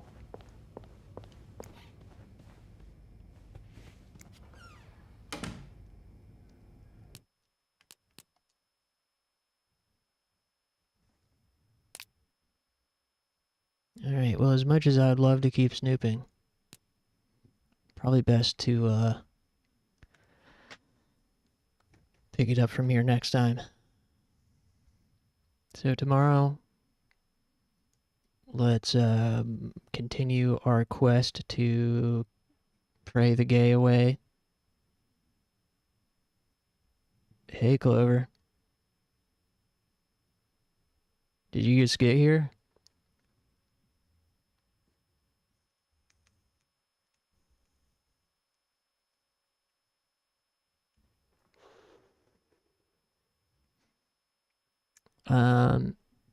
It was good. Tender Loving Gay was very entertaining. We didn't finish it. There's still 6 more episodes. So we'll try again tomorrow. And then this game I only played for, I don't know, 30 minutes. But it is also fun and interesting. Nothing has really happened though, I guess. Yeah, most of the stream was spent on Tender Loving Gay.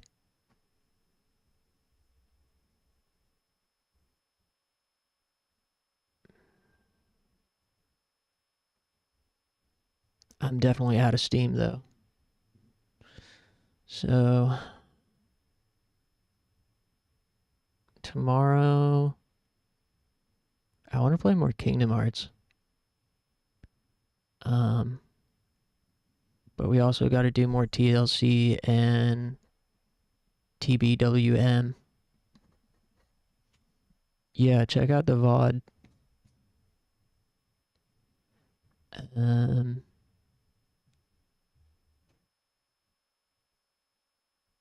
I guess that's about it. Thanks for hanging out, everybody. Thanks, Clover, Talon, Tino, Moldy. Thanks to Funky and Memo and Day, Aronax, and Ultima. If I missed you, I'll get you tomorrow, and anybody lurking as well. I appreciate it. You guys have a great rest of your night and a great day tomorrow, and I will see you then.